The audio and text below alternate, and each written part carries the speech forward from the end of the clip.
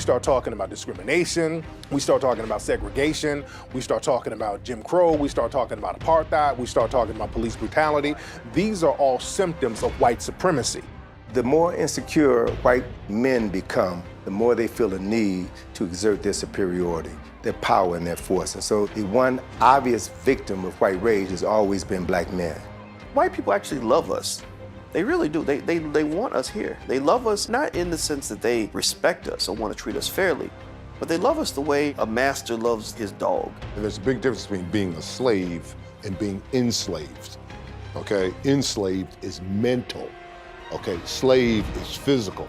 If you look at black America and you look at black men and put them in two categories, there are those who are popular and then those who are great. Racism is the raping of a continent, of a humanity of people, of materials and resources, and using them to enrich yourself and validating that for the rest of time. Any black man who stands for his people, any black man who is against the white supremacist structure and is willing to stand by any means against any threats, is indeed going to be considered a terrorist. Because as long as African people were in charge of the planet, there was harmony. There was no wars between China, Japan, the American Indians, the Carib. As long as we were in control, there was harmony on the planet Earth. You know, I often say when I lecture that the African that got on that boat is not the African that got off that boat. When you conquer a civilization, you're actually conquering their God. Because what do? You change the name of God once you change their religion, once you change their culture. There's a bitterness and an anger towards black people for not allowing themselves to remain in slavery so white people can feel privileged. White supremacy is the only religion that isn't a religion. However, it is the most powerful religion on the planet.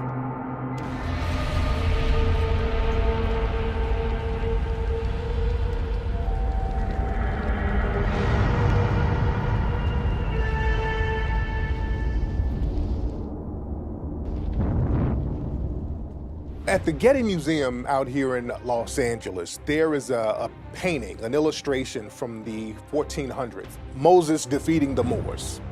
And in the illustration, you see African people who are the Moors in Europe ruling. They're in a castle and they're battling white Europeans. And the reason why they named the painting Moses defeating the Moors is because the Europeans at the time, when they were going through the Inquisition, when they were going through the Reconquista, when they were getting the Africans called the Moors out of Europe, they had a religious undertone. And what they would do, they would draw stories from the Bible and tie that into their current struggle. And that's one of the things that gave them so much momentum. There was a religious undertone to it. The Africans in Europe originally came out of the Moors, came out of North Africa, out of the area that's known as Morocco. Ruled that area called the Iberian Peninsula for centuries. And it's interesting because what most people don't realize is that the Moors had brought to Western Europe, before Europe even had developed the technologies to do a lot of the things that they had done. And when the Moors had been defeated in 1492, that expulsion of the Moors, they had moved into areas that were now considered Western Europe.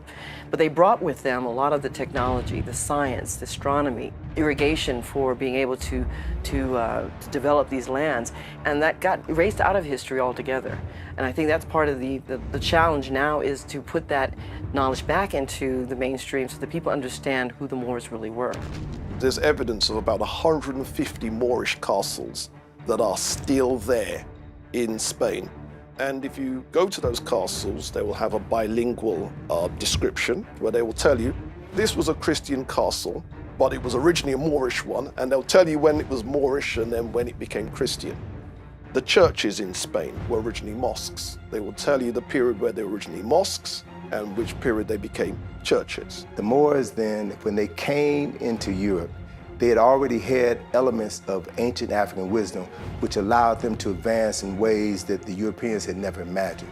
And so in order to survive in this hostile environment, they had to go underground. The same thing happened with the Europeans, who also were close to the Moors and other Arabs who had pieces of this knowledge. They found that this information allowed them to reinterpret the history of the world, the science of the world, and that conflicted with Christians, specifically the Roman Catholic Church. So they also had to ban those people, and that led to the development of what we now call today secret societies, or more specifically, societies of secrets. And those secrets were the ancient educational knowledge that had been developed in Africa thousands of years earlier. Islam will rise up in the course of history by the 6th century, will cut off Europe from world trade by dominating North Africa and the Middle East. Europe was cut off totally from Asia, India, and Africa in terms of trade and access to wealth. So Europe would plunge into what we call the Dark Ages, but it was an economic depression that led to a complete breakdown of society. When they break out of that, they break out with a vengeance that we will never, ever again be in this situation. That breakout comes in the 1400s with the Portuguese. And they will wreak vengeance on the rest of the world to control trade routes, economic territories. Where is the wheat grown? Where is the gold? Where is the barley? We will get control of these things because we will never be caught in the Dark Ages again. In Cuba, they have a Spanish dish. It's called Moros y Cristianos, which means Moors and Christians. And this dish consists of white rice, which is the white Christians, and black beans, which represents the black Moors. So this theme of a racial battle disguised as a religious battle, that's still in popular culture today. When you conquer a civilization, you're actually conquering their God. Because what do? You change the name of God once you change their religion, once you change their culture. So the name of God is based upon how you create God. In other words, my perception of God now rules. It's initially about greed, but it's about greed coming from a culture. European culture has always been a war culture. Going back as far as you can go back to the farthest Germanic tribe, to the Vikings, the culture has been based on dominance, destruction, and death. And if you can carry that out against another people, you were the victor. They did not have a religious concept where the value of human lives was significant in the way Africa and Asia put human life first and dominance second. The oldest human beings on this planet came from Africa. And as these Africans migrated out of Africa and traveled northward, they were trapped behind a wall of ice during the Wormian Ice Age 40,000 years ago. And through the process of speciation, they lost their melanin, became so-called European or Caucasian. But the other thing that's not often talked about is in losing the melanin, they also lost this quality that we refer to as the soul, this substance that civilizes you, helps you to see your fellow human being as a fellow human being. So now with the absence of this civilizing molecule, this civilizing substance, if you will, they saw people as objects to be found, discovered, controlled, manipulated, and wiped out, if necessary, in order to ensure your survival. So that is the driving force, and that's the major difference between the two groups of people. Neely Fuller came out with a book called The Compensatory Code Concept, which he introduced the idea of white supremacy being a religion. And by saying that white supremacy is a religion, that means that it's a belief that's backed up by power, that's backed up by action, and that action and power negatively affects people who are of melanated descent. The relationship between black and white Americans, it's almost like an abusive marriage where each partner needs the other one. You know, a husband that beats his wife, sometimes he may love his wife. He don't want her to leave. He wants her to stay in the relationship and keep getting beat. You know, and she may also be codependent as well. And really love her husband, be more loyal than a woman who's being treated well down the street. Why? Because she knows, in her mind, she knows her place. And her place is not one of dominance, it's one of subjugation. The genetic signature and the mind of the genetics has the will to continue. And that it becomes strongest when puberty hits. The will to continue to procreate becomes so strong that you would kill for it. So the genetics of a man who, in his mind, fears the death of that thing that makes him unique, he will become as vicious as necessary to save and preserve that? Well, Sheikh Anta Diop teaches us about the Sun people and the Ice people. So what gave them the momentum is psychological disposition that came out of that Ice Age. So for Sun people, African people, what was their psychological disposition? Living in the warmth, very little clothing, could just go outside and pick a fruit, as Dr. Ben would say, because there was this abundance. Whereas for Ice people living in the caves and hills through the Ice Age, developing that disposition, the first thing they had to go out and do is kill. Imagine if a group of battle-hardened soldiers from Vietnam who've been in Nam for 10 years, walked into a church where everybody's loving and hugging and being peaceful. Who's gonna win that battle? Who's gonna eventually dominate that church? The soldiers are, because they're gonna come with weapons, they're ready to fight, they've gone through hell, they've got battle tactics in hand. The people in the church may not even know they're in a war. That's what I see when I look at Europeans versus the rest of the world. Europeans have treated the world horrifically. We know that, what they've done in Africa, in South America, North America, etc. But if you keep going further back, you look at how they treated each other, it's astonishing. I mean, they basically had about 1,000 years of complete ignorance, savagery, self-destruction, community destruction. We also got to be very clear about the terms we use, because when I use the term white supremacy or white supremacist, that's not to say that all white people are racist or all white people are white supremacists. That's incorrect. But the people who do choose to practice white supremacy are more powerful than the ones who are not. And a white supremacist is someone who believes through speech, thought, or action that they should be in a superior position over people who are non-white. When you're constantly at war, your battle tactics are going to be stronger. You're going to have more weapons and more advanced weapons.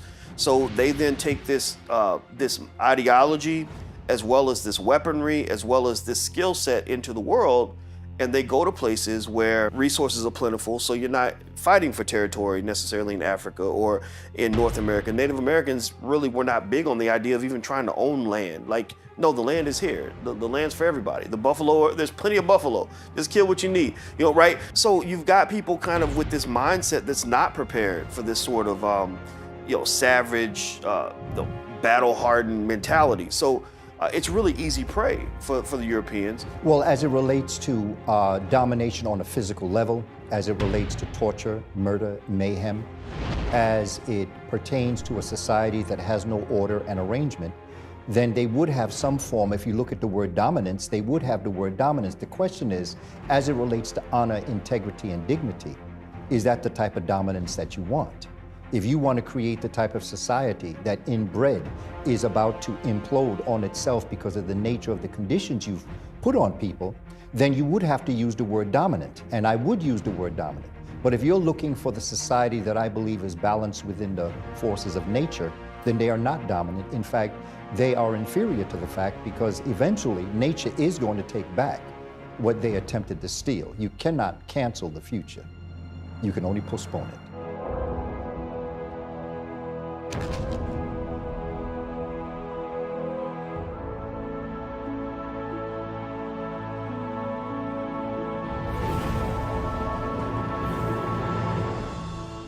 One thing that the white supremacists learn how to do is pretend to practice certain religions that other melanated people practiced all around the world, but their real religion is white supremacy when you peel the layers back.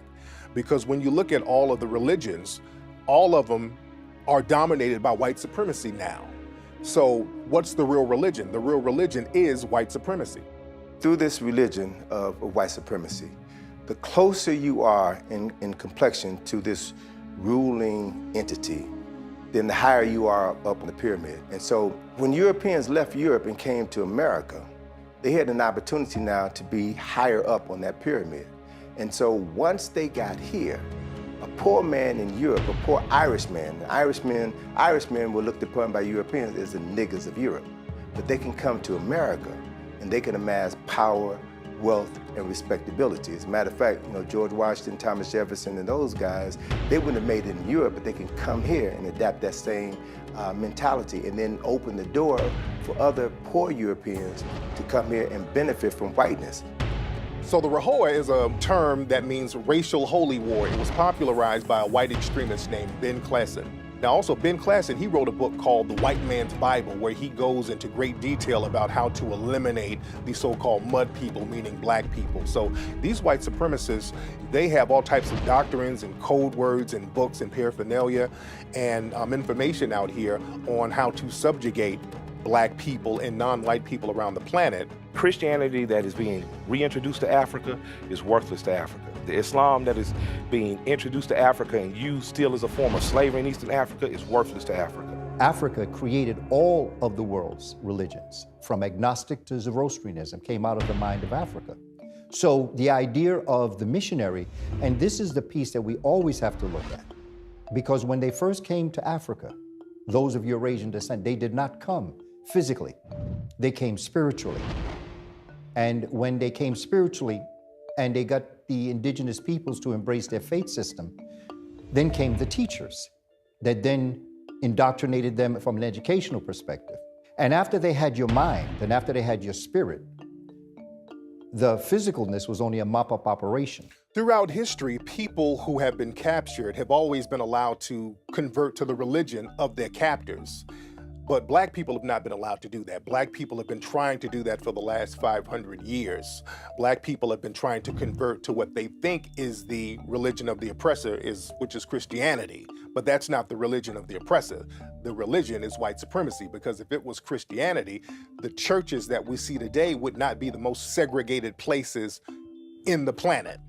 Church is the most segregated place in the world. You have black churches and you have white churches. If you're a Christian, there should not be a black church and a white church. There should just be a church. So if we have white churches and black churches, the reason why we have a black church is because we have a white church, and we have a white church because we have white supremacy. So white supremacy must be the real religion. 1822, when Champollion deciphered hieroglyphics, it made it possible for the first time in about 1,300 years that people could now go into Kemet and read the writings, the Medu-Neter, on the temples and on the papyri. And once they began to read that writing, they began to understand that everything that they had been teaching Christianity is a lie and based on African concepts that had been created thousands of years earlier. In the Bible, they have a Genesis story. And the Genesis story said in the beginning, God was the Word, and the Word was God, and God created the water and the land and the darkness and the light and the human and etc. Well, that story almost paralleled the story in the coffin text and the Book of the Coming Forth by Day, which we call the Book of the Dead. They also have a Genesis story, almost word for word, like the Christian Genesis story. So actually, when you look at Christianity, it is a warmed over version of Kemetic theocracy. One example is a book called the Book of Amenemope, which is an instruction text written by the ancient Egyptians. And that instruction text was copied word for word as Proverbs 22 and 23. 14 words, that's a doctrine and that's a slogan by white extremists all around the world. That means we must secure the existence of our race and a future for white children. And this is a slogan that they use, and it's a code that they use. So whenever you see white extremist groups who have the number 14 tattooed on their arm or anywhere on their bodies, that's what they're referencing. They're referencing this code, 14, along with the number 88. The 88, that's a number that represents the letter H, because H is the 8th letter of the alphabet, and the H means Hail Hitler. So these are little code words that the white supremacists send to each other. The Bible itself, when you look at the word, comes from the word Byblos. And Byblos was the capital of what we call Phoenicia, which today is Lebanon. And when the Greeks went to rewrite the books of their teachers, the African peoples of Kemet, they went to Byblos to get their paper, to write and rewrite the books. And when they did that, the name of the book became the place where they got their paper to buy the book. Religion comes at the end of a sword or at the end of swords, where everybody's been decimated and brutally annihilated, you know? And after that type of brutality, you'll accept anything. And your conqueror can tell you your gods don't exist because look at you, you're dead and in the street. Once that Catholic Church breaks away, the church moves into the dominance when we see Constantine arise as an arm of a military government. So the Catholic Church then becomes the rationale, the theological rationale for imperialism and dominance. If you look at a cathedral, a Catholic cathedral, if you're looking at it properly, you know you're looking at a fortress. They have towers at the end, and at the top they have this bell to warn the sentries, this warning when attack is coming. It is nothing but a fort. But to us, a Catholic cathedral is a church. But it is a military fort. That's why they have the tower up there for the sentry to ring it when they're coming for the attack. That's why they ring the bell. One tool of the white supremacists is to use what I call the 3 M's. The first M is the missionaries. The missionaries go in there first and they con people. They go in there and act like they're part of some type of religious organization and they appeal to the spirituality of melanoid people. And the second thing they do is bring in the merchant class. After the missionaries come in, they say, we need to bring in our products, we need to bring in our people to sell things and to use some of the resources here.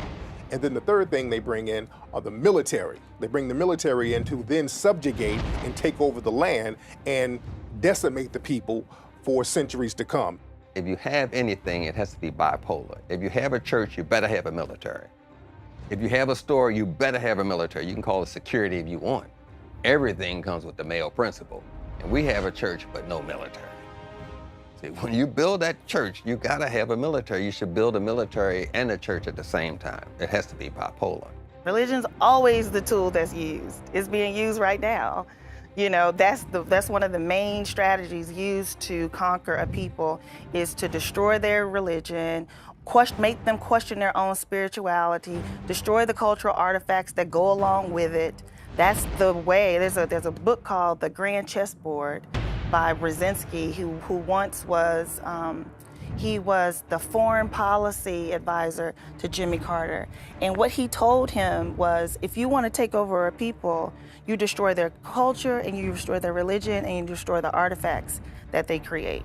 As the world expands, meaning our involvement in the rest of the world by Europe, sees that the world of color makes up 3/4 of the planet. So you need some troops. So the white-skinned non-whites, you're gonna attach them to you. So you're gonna make them honorary Caucasians. So now Jews are honorary Caucasians. Irish are honorary Caucasians. Italians are honorary Caucasians. Eastern Europeans are now honorary Caucasians. That means you're now honorary Germanics.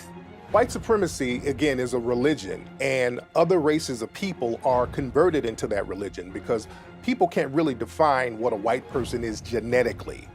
See, it gets real tricky when you try to talk about what is whiteness from a genetic standpoint because certain people who are white today were not white 50, 60 years ago.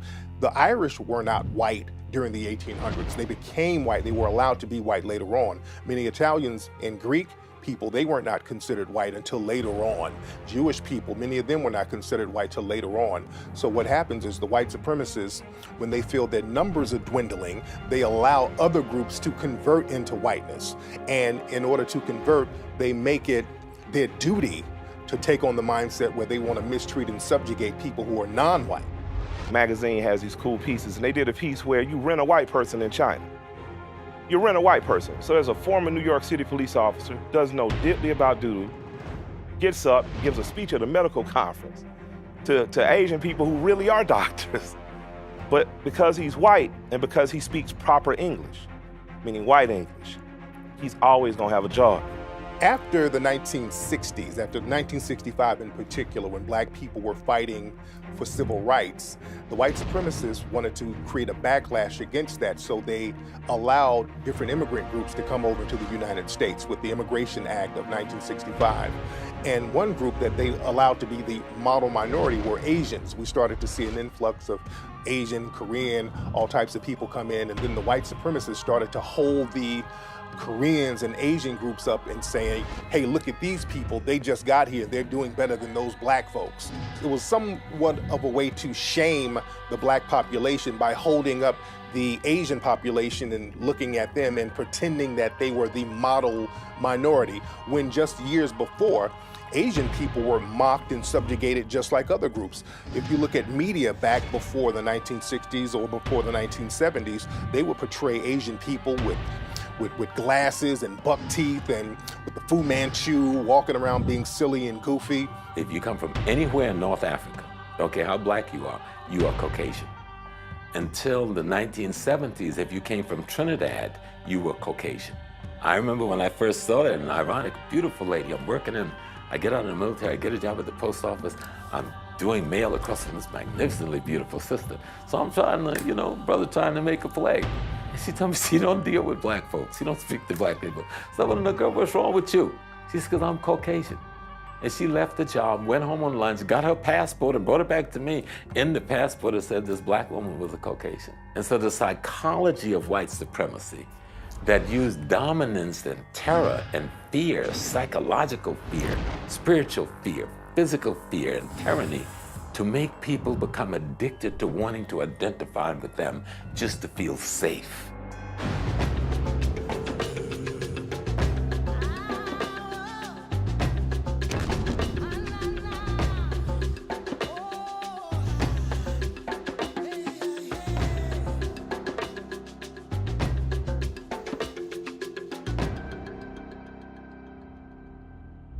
One way the white supremacists have been able to dominate and subjugate melanated people around the planet is by controlling the education, by controlling the knowledge, and controlling the knowledge of history. Because if you don't know yourself, you don't know how to empower yourself. If you don't know your history, you won't know your future. And the white supremacists have been very meticulous in erasing the history of African people and inserting themselves into that history. The Greeks were the last race of people that the Egyptians passed the arcane knowledge on to. That's where this Greek to me came from. They were the last ones that the Egyptians gave that to. It took 3 generations of Greeks under Egyptian rulership that they could finally find one that they could teach.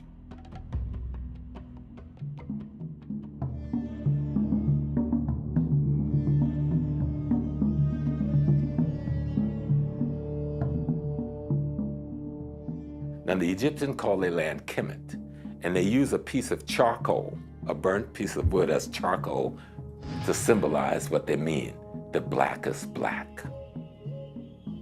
And all of their carvings of themselves, they paint their skins dark brown or black.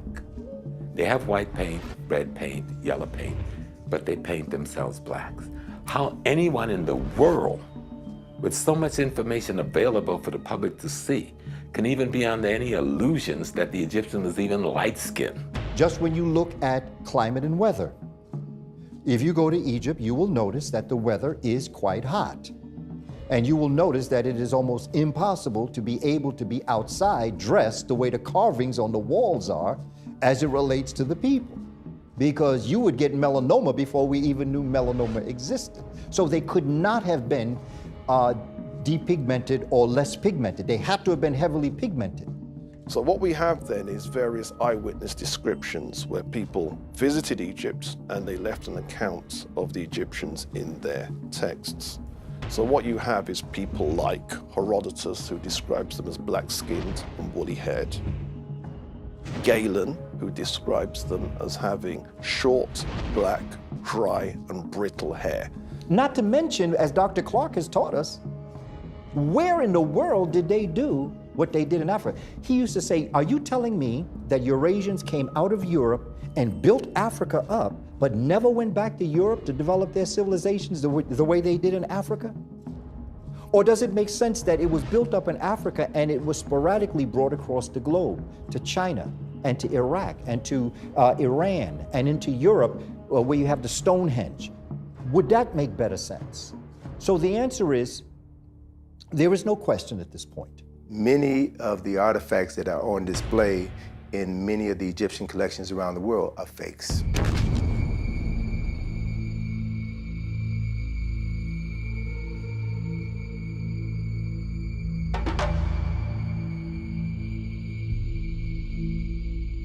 Nefertiti statue is of doubtful authenticity. That's a posh way of saying it's almost certainly a fake.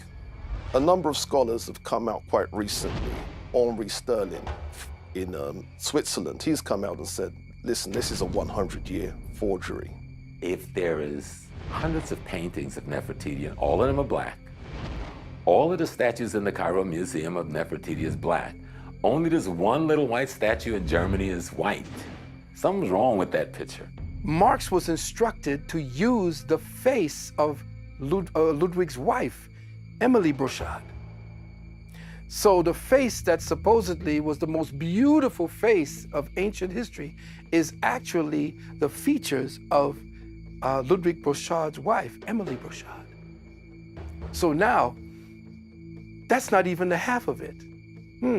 Beautiful statue, came out of the ground.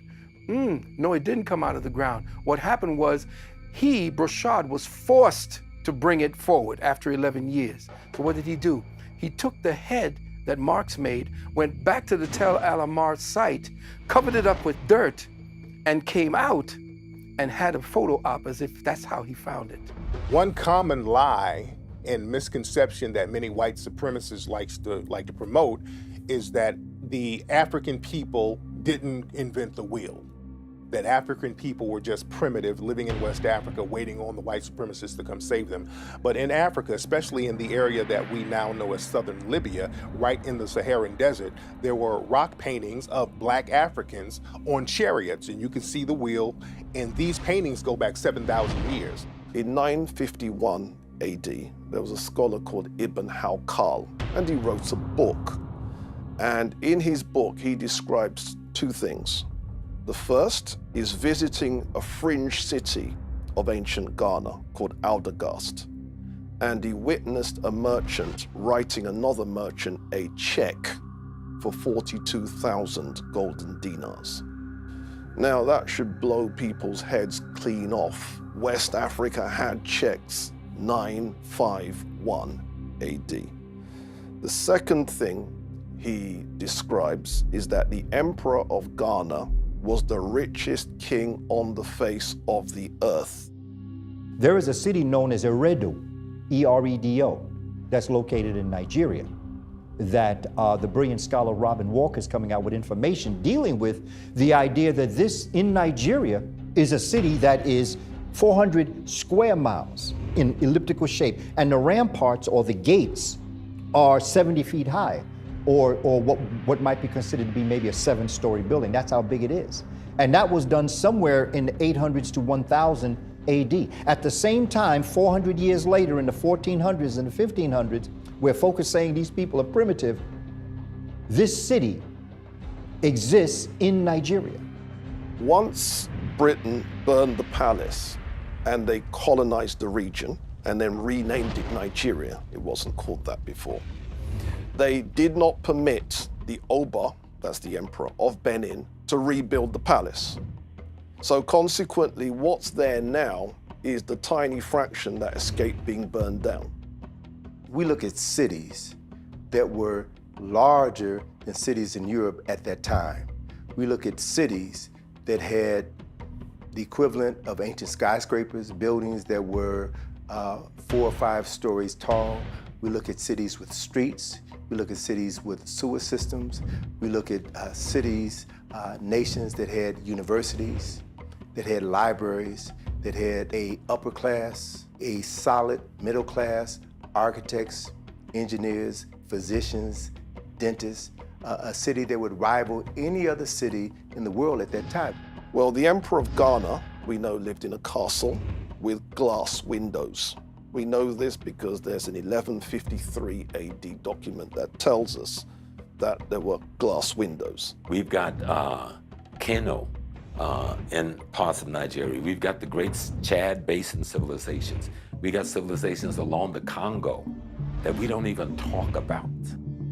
And what's ironic, in the 1700s, and you can actually go online and find some of them, the Europeans who go to the Congo come back home and draw pictures, which is in their museums, of these magnificent metropolis, these cities with streets laid out in grids and paved. They found the same thing in Benin, they found the same thing in Kumasi.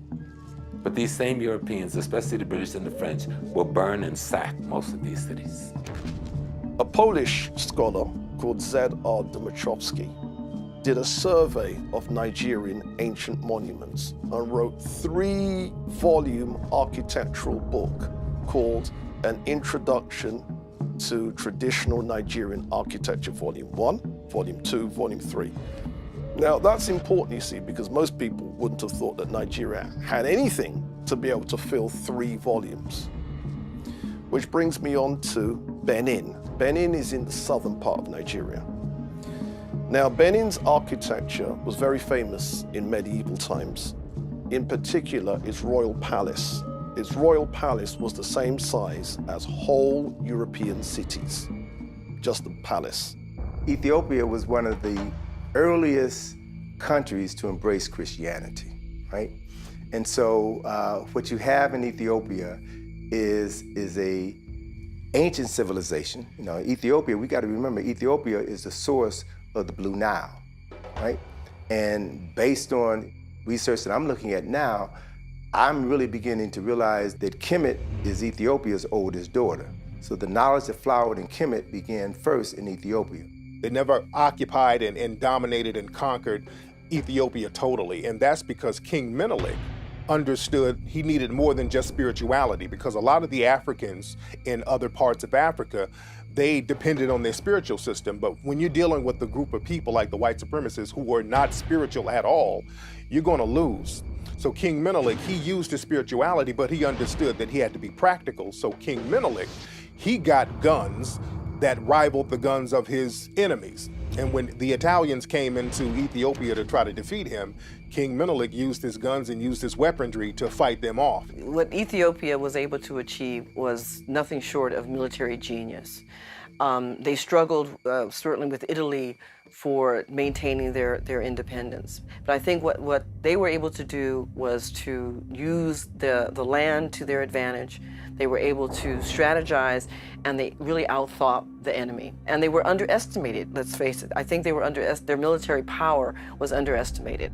And so when you had all of this in the psyche of a people, this notion of empire and kingdoms and defending ourselves against the Greek army, the Roman army, the Turkish army, the Persian armies, what's some little rinky-dink Italians? We can handle this, and they handled it. And when King Menelik in Ethiopia defeated the Italians, what's interesting, the Western media started to portray King Menelik as a white man. So this man was clearly a black African brother. There was pictures of him in the whole nine, but the Western media started to show cartoons and images of him as being white because they didn't want to let the world see that the European had been defeated by this African man.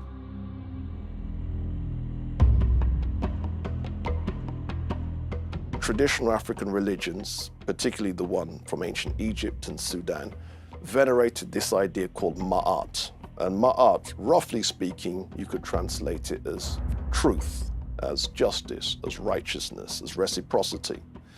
The problem is when you're being attacked by people who don't believe any of that, and you are trying to do the Ma'atic thing, they will beat you, unfortunately.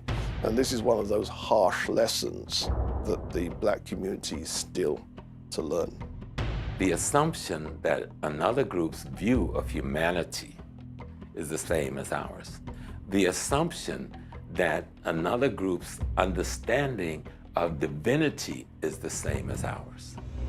The African moved from the premise that everybody was a brother, and thus should be treated and accorded that kind of brothership and brotherhood. The European moved from a position that what is mine, and what is yours is mine if I can take it. You had a war culture coming in contact with an agrarian culture. The war culture is always going to win because the war culture doesn't put any value on human life. And that means it has no barometer to how much death and destruction it will carry out. People talk about the greatness of Africa, and we see some of the great empires that we had over in Africa. And naturally, a lot of people will say, okay, if we had all these great empires, where did Africa go wrong? There's several situations that happened. One thing that happened with Africa, you had Mansa Musa. Now, Mansa Musa, according to most historians, West African black man who was a king in the area that we know as Mali and Timbuktu, the wealthiest man to ever live.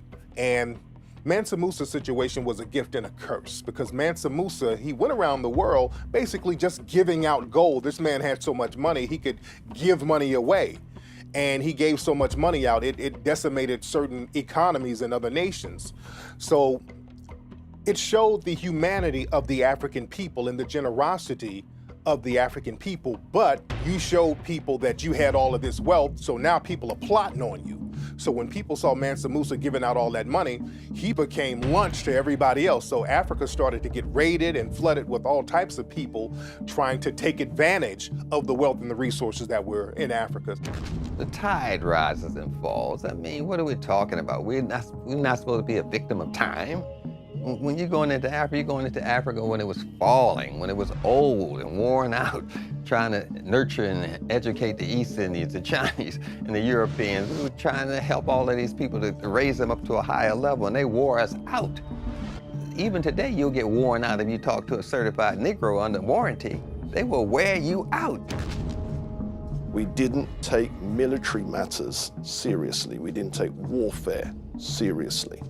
And I'm aware that the propaganda where the West presents such as the Zulus as a highly militaristic nation. Unfortunately, we needed a lot more Zulus and a lot more people on that militaristic thing, because historically that's where we were weak. I don't know why Nubia fell, besides all nations fall. Rome fell, Greece fell, the current empires you're in are gonna fall and new superpowers are gonna come.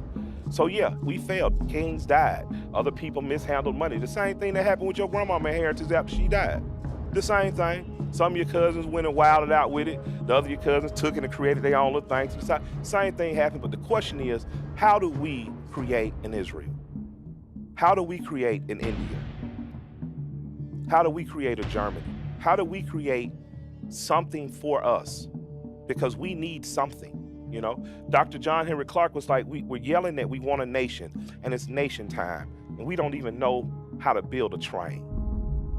The Japanese bought one train, reverse engineered that train, now they're selling trains. Any nation fails is you don't want it to fall again. So ultimately, if I wanted to find out why any black nation failed, I would go to the most recent one, because the most recent one works by our recent standards of governing and governance, and that would be Haiti. Why did Haiti fail? Haiti was sabotaged by France. Haiti was looted, and she was sanctioned globally. Haiti offered any blacks anywhere in the hemisphere, from the Dominican Republic, the United States, if you can escape from slavery and get here, you're a free man, and we protect the integrity of your freedom. That is what the anger against Haiti was about.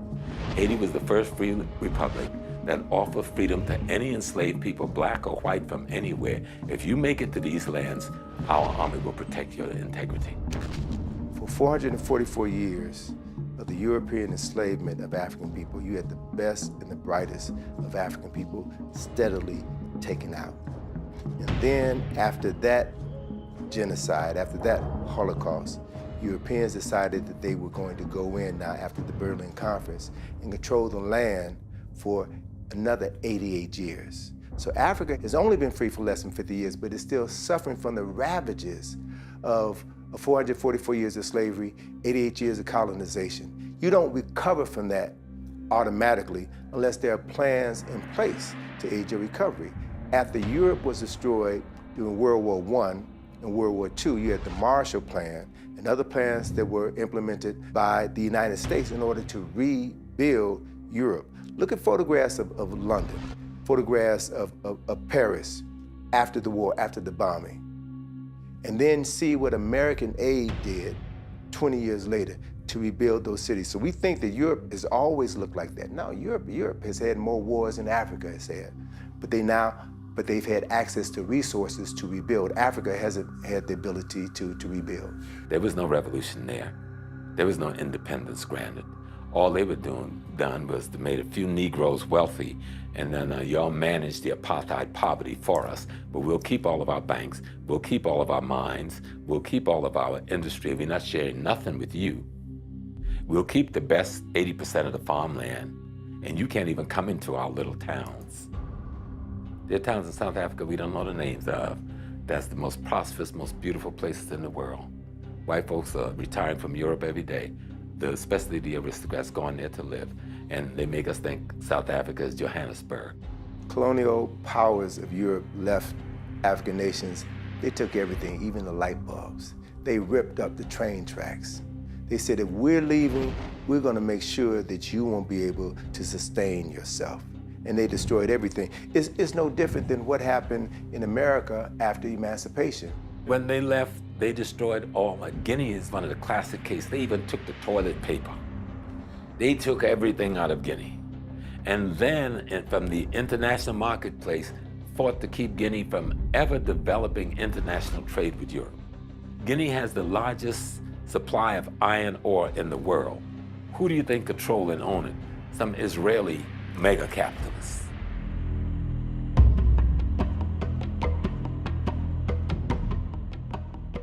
You know, your 0, 1, 2, 3, 4, 5, 6, and so on. Those numbers that we have are, people call them Arabic numerals. They're not Arabic, they're Hindu. But the mathematicians that introduced me to Europe were in fact African mathematicians. The fraction bar, where you've got 2 fraction 7 and the fraction bar, that was something that was invented by an African mathematician. Some of the most advanced maths textbooks during the period were again written by Moorish mathematicians. Where it comes to the areas of astronomy, where it comes to areas such as navigation, map making, and so on. So there was a Moorish geographer called El-Idrisi, and he was the one that said in his book that the world is as round as a sphere, and the waters are held to it by what he calls natural equilibrium. You can work out what he really means, gravity. And he says that the world is divided into 360 degrees. Now this was 1153. And then that gives you some idea of what kind of intellects we're talking about. Guinea was the French word, the European word for West Africa. So, and all of Africa at some point was called Guinea. And so when they get in the Pacific, they see all these black folks, so they say, okay, this is the New Guinea. That's why it's called New Guinea. You got New Caledonia, you've got Vanuatu, you had Australia. These are all African populations. Easter Island is off of the coast of South America, going into the Pacifics. And all of the statues there are statues of African images. The statues in Easter Island, they look identical to ancient face masks that's from West Africa. Also in Easter Island, there's an ancient script called Rongo Rongo, and this writing looks identical to African hieroglyphics. Also, there's an East African tribe called the Rongo tribe. Also, there's another very remote Pacific island called Nukuhiva. Now, this place is in the middle of nowhere, but there are statues on this island that look identical to ancient statues that are in Nigeria. So we definitely have evidence of an African presence in some of the most remote places around the globe.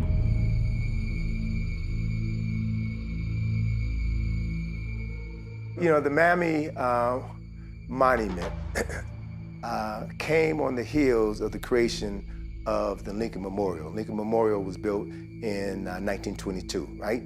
So it was a memorial in honor of the 16th president, the first president of the United States to be assassinated. Abraham Lincoln, the man who brought on the Civil War, the man who was responsible for ending slavery, and he was assassinated for that. So a decision was made to build this memorial to honor Abraham Lincoln. And as a result, the backlash from Southern politicians was to now find a way to undo all of the celebration regarding making Abraham Lincoln a hero. And that idea was to create a Mammy Monument to honor those blacks who submitted to slavery in order to present a counterpoint to Abraham Lincoln. what stopped that whole Mammy movement, because they weren't just talking about putting the statue up in Washington, they were trying to put the statues up all across the South in every major capital in the South. They wanted one of these types of statue, and with this rationale. But it was the black newspaper and the black community that rose up, and the NAACP that then got with the liberals in government to crush that movement, because they were serious about doing this.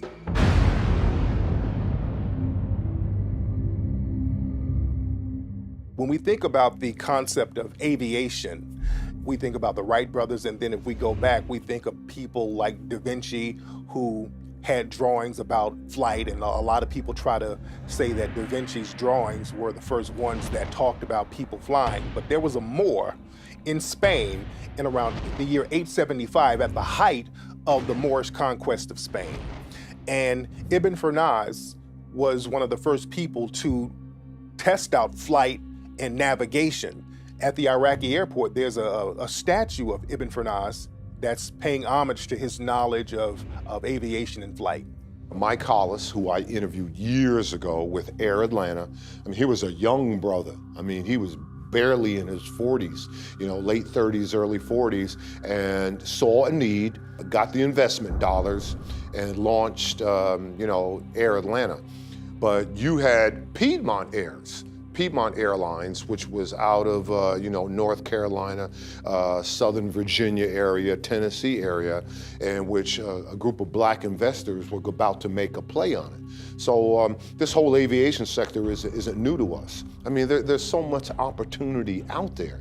Air Atlanta was an airline that was owned by a black man down in Atlanta. Very high-class airline. This airline, they had it for a couple of years in the 80s. And the airline had all first-class seats. They would serve on fine china. So this was a top-notch airline that a lot of folks don't know about that was owned by black men.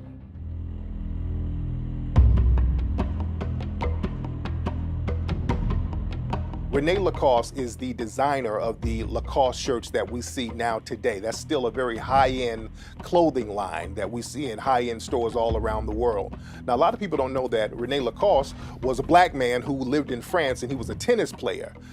They called him the alligator because he would just decimate his opponents. And his father was white, but his mother was black Jamaican sister. And they kept that quiet. They still kind of keep that quiet to this day. You don't hear too much about his mother. But Lacoste is a black man, and a lot of folks don't know when you wear the Lacoste clothes, you're wearing the clothes of a brother who designed that.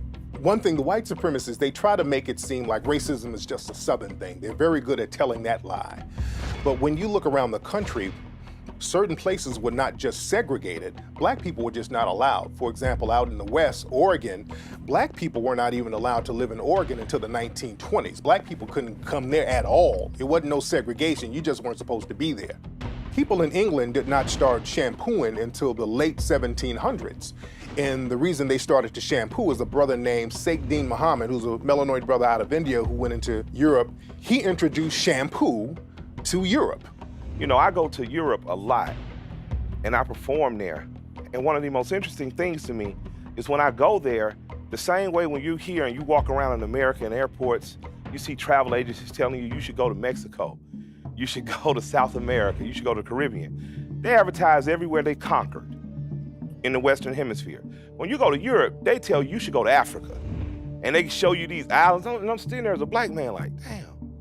Like, they never tell us to go to Africa, but they conquered it, and they conquered it so solely that it's a resort to them. Statement that Count Volney made in his book, Ruins of Empire, is very interesting, where in paraphrasing it, he's saying, you know, the very people we are now enslaving in the Caribbean and in Africa are the very creators of this society and this great civilization that we are emulating and attempting to bring back into Europe. Because when you look at the Eiffel Tower is an obelisk or a tekenu placed upon a mur or a pyramid, except it's only skeletal. When you look at the Arc de Triomphe in France, that is in every temple that you go to in Kemet. So that they were actually stealing ideas from people that they were attempting to enslave. North Sentinel Island, that's an island that's right in the Bay of Bengal. That's right between India and Asia, right off the coast of Thailand. And this island, the people have been there for over 60,000 years. Now, these are jet black people. These are deep deep melanated people. And these black people, they've been on this island for years, and they are the only people on the planet that have never been subjugated by the white supremacists. And the reason why they've never been subjugated by the white supremacists is because they got one code. The minute you step on North Sentinel Island, they will kill you on sight. They will slit your throat, no questions asked. Well, they're primitive, they're backwards people, they're Stone Age people, but one thing they can say is that they are not dominated by the white supremacists. So to me, that makes them some of the smartest black people on the planet.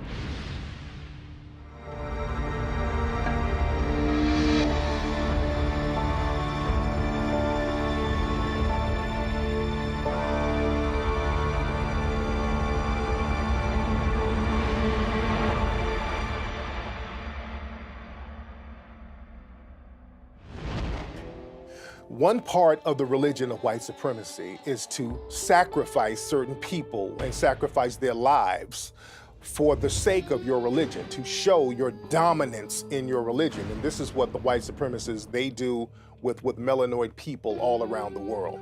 We are this beast that they are afraid of and they have to destroy in order to protect themselves, protect their women, by extension, protect their country. So the more white folk in America become a minority, the more afraid they're going to be, the more reactionary they're going to be, and the more they're going to see a need to circle the cultural wagons and take us out. This is their last stance. And to be perfectly honest with you, if you really understand the essence of white supremacy, they have to do that. In their minds, they have to do that because to submit is to die. So they are like a caged animal or an animal that's been trapped in a corner. They're going to do everything within their power to survive. And if we understand that and understand this is the mentality that we're dealing with, then our reaction has to be a different reaction. You know, we can't react to everything that they do if we understand their mindset. We have to know how not to provoke them, but there are other things that we could be doing and should be doing in order to maximize our presence, right? And take back our power so that we neutralize them just by our very presence. In order to maintain a system of supremacy, you have to also maintain that people stay in a position. And if they get too far ahead or make too many forward advances, there's a fear that we're going to lose control. I've even had people say to me, well, if we give, in quotes, black people everything they're asking for, then we will be out of control. During the Jim Crow era, and this just goes to show how sick the white supremacists are, because black people, we don't understand that they will harm our children just like they'll harm us.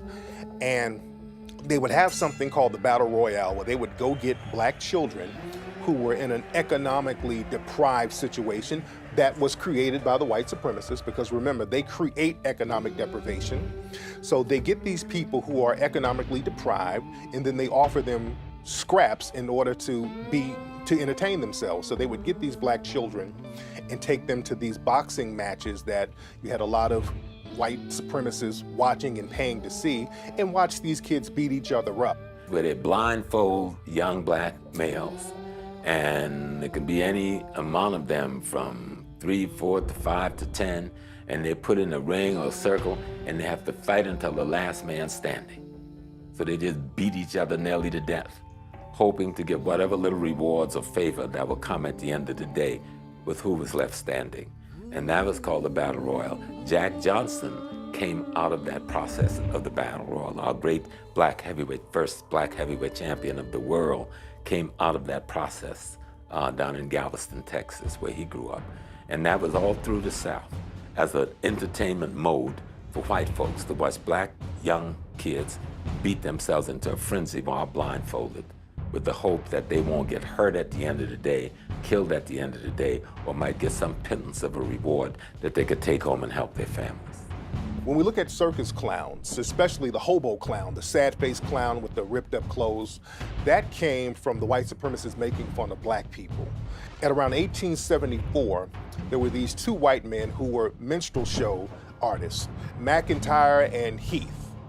And in 1874, you remember this is directly after the Civil War. When the Civil War was over, a lot of black people were homeless and destitute, and they would have to ride boxcars and trains all around the country looking for work, and they would wear tattered clothes, and they were just poor, begging and just trying to do whatever they needed to do to survive.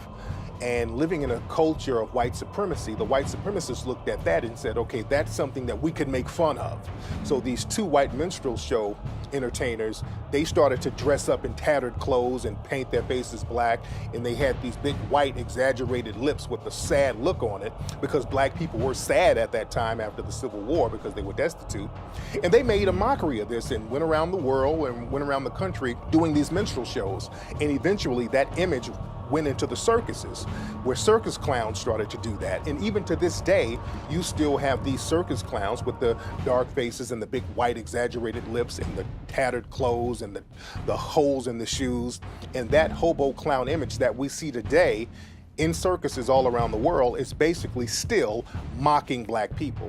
There's a pride that comes when you've trained the animal, the same way you train a big elephant and you take him to the circus and you make the elephant do little tricks, and because you control the elephant's mind since birth, you've intimidated the elephant to the point where he thinks that you're actually the superior one in this relationship, when really he could crush you with 1 foot. And that starts at a very early age. You start by shocking him every time he gets out of line. You reward him when he behaves properly. That's exactly what they do to young black men. They are training us like circus animals from a very early age, so that later on there is this pride in showing off the trained animal. Like, look at how high that nigga can jump. Look at how fast that nigga can run, right? But when the animal gets out of line, when the elephant decides he wants to kill the trainer, or he just starts to lose it for whatever reason, what do? They kill him. They take him out. There's another game that the white supremacists used to play at carnivals called the African Dodger, where they would get a black person and have him stick his head in a hole, and they would throw baseballs at him and try to see who can hit him in the head. And this was entertainment to the white supremacists. Anything that will harm black people has always been entertainment to the white supremacists. This is why lynching was entertainment to the white supremacists. Even to this day, seeing black children get murdered in the streets by the white supremacists with impunity, that's entertainment. This is why these people who do it, they get paid, they get big donation money to harm black people. Black people who are getting into, jihadism and all kinds of foolishness, where you end up fighting other people's battles, fighting other people's issues, and not actually trying to stand together as black people, is really, really embarrassing. It's almost for black people, when we analyze our existence, we're seeing ourselves in our pain, but we don't dare mention the fact that white people are causing this pain, and we don't dare mention the idea that we're going to retaliate against those who are causing the pain. We're just going to endure the pain because that's our place. Our place is to struggle and to just survive it. We get through it with prayer, and we get our blessing in the afterlife. And every time someone commits another atrocity against our people, we have individuals, again, sponsored by white supremacy, to remind us of the importance of being passive and nonviolent. There were a lot of black people who were talking about taking up arms and defending themselves. There was something called the Battle of Hayes Pond that a lot of people don't know about, where black people fought against the Klan and they took up arms against them. So black people were not just taking all these beatings laying down. There were a lot of black people who were fighting back physically against systematic white supremacy. Just outside of Selma, Alabama, there was a group of black folk who protected the civil rights movement. There was a group of black folk who protected King as they marched from Selma to Montgomery, and these were brothers who called themselves the Black Panthers. They had guns, and they made sure that nothing happened to some of their brothers. The Deacons had formed to protect civil rights marchers. See, it wasn't just like we got some guns back here. They were actually making sure that if you're gonna shoot at these marchers, somebody's gonna shoot back at you. And there were other groups like RAMS, the Revolutionary Action Movement, the International Commandos, the Yahudu Fighters. There were some groups out here that was armed, ready, locked, and loaded, and did fight back. There were radio stations blown up in this country in the South that nobody hears about in magazines. There were shootouts in certain parts, and nobody heard about it in newspapers. But if you can't say nonviolence worked because the threat of what the Panthers would do, Black Liberation Army to do, the threat of what them brothers in bow ties might do, they were so organized, had their own economy.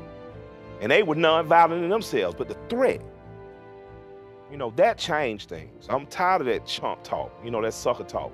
And you can't tell me about Selma because I know Reverend Owens. James Orange is my mentor. God bless the dead. You know, I called his wife, told her Happy Mother's Day yesterday. So you can't tell me, because I didn't see it. I didn't read it. I heard the stories from him. I know Andrew Young. You know, I can call him, get him on the phone now. That's what I'm saying. So you can tell them suckers, I know Hosea Williams. Like, I grew up in this city when Hosea Williams here. If you hit Hosea Williams, he's gonna hit you back. Jack. Robert Smalls and Buford headed a group called the Black Shirt. The Klan manifested in South Carolina originally as the Red Shirts. And so they were marching on Buford, South Carolina, to deal with the black folks who had been doing so well after the Civil War. So Robert Smalls and the black coats, they didn't go after the Red Shirts. They went to the white population in Buford and said, listen here, those are y'all's brothers, y'all stop them or we stop y'all. Nobody talks about that in the history books. Man, that's the beautiful thing about the Second Amendment, man. It applies to everybody. See, man, you gotta be proud to be American, man. Let me tell you something, man. You will find no prouder American than this black man right here, man, because all those rights are due to me. Now, I might get inconvenienced. You might pull me over, stop me a little longer. You might, but bruh, that gun cleaner than your mama before she met your daddy. So at the end of this encounter, officer, you're gonna give me that gun back. I'm gonna put that gun back on my front seat, and I'm gonna balls off on you. We go back to Nat Turner. He wasn't an anomaly, you know? He was just one of the ones that got recorded. But we've always resisted. And we weren't separated.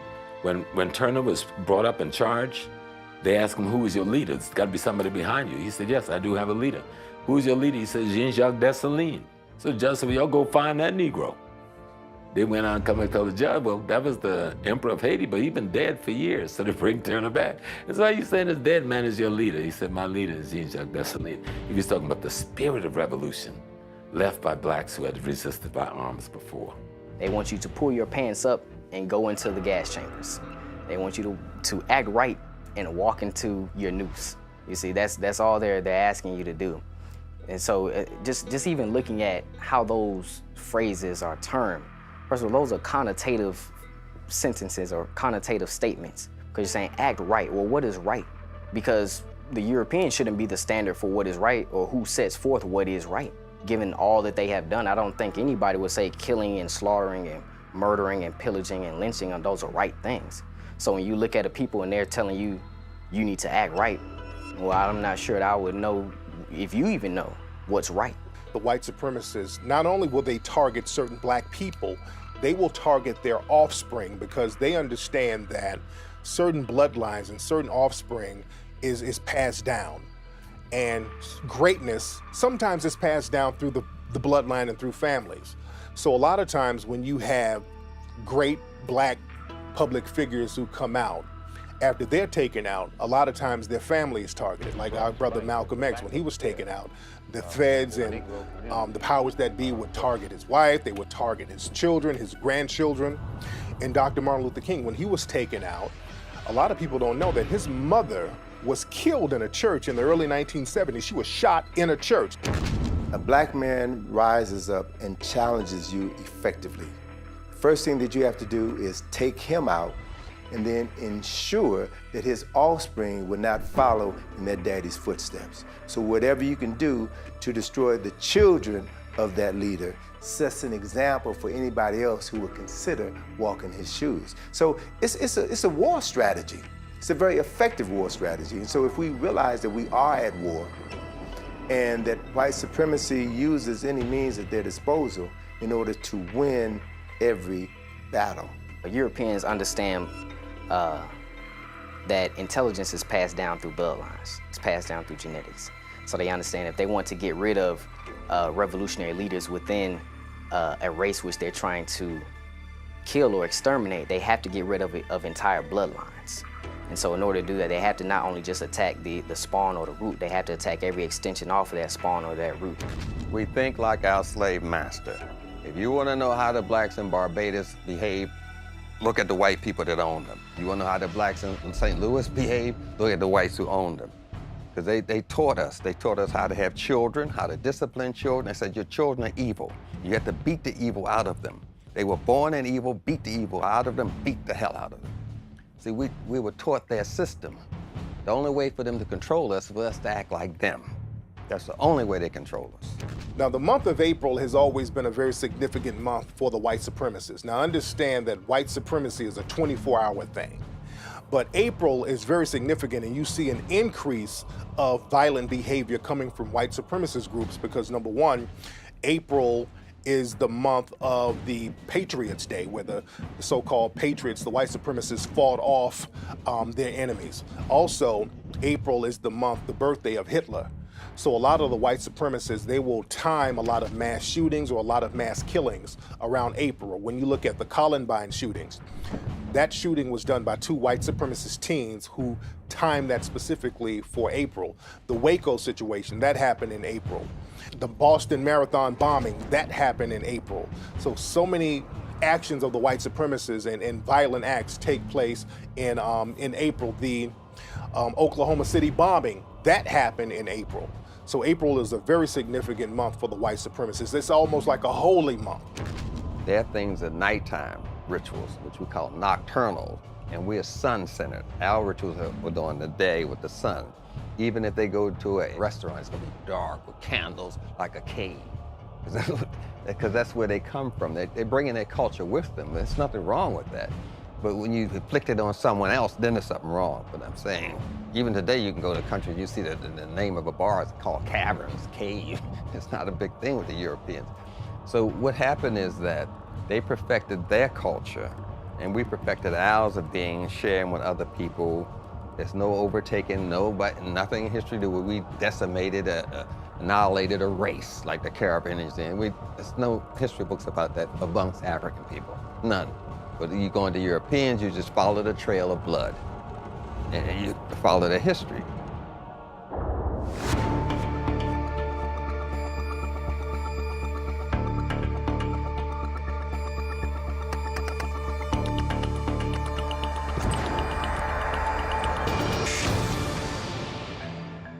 One way that the white supremacists have always been able to subjugate people is by using germ warfare. This started with the Native Americans when they would come around the natives and give them smallpox, and they saw that disease can kill off more people than the gun. So the white supremacists, they've always used disease to decimate people with AIDS, with Ebola, with all types of other diseases so they can kill off the people and take the land, because they understand if you violently try to take people off their land, sometimes you destroy the land. They understood that with Japan. By dropping atom bombs and all this stuff on people, what happens is that you'll kill the people, but then you'll destroy the land, and the land will be useless. Ebola's in Nigeria. At the same time, Nigeria is supplying 20% of its oil to China, who is our new Russia, who we need to make sure has a cap on how much gas they can use. So now we got troops in Nigeria just chilling. And the reason is Ebola. We got troops in the Eastern Horn of Africa because there are skirmishes and there are pirates there.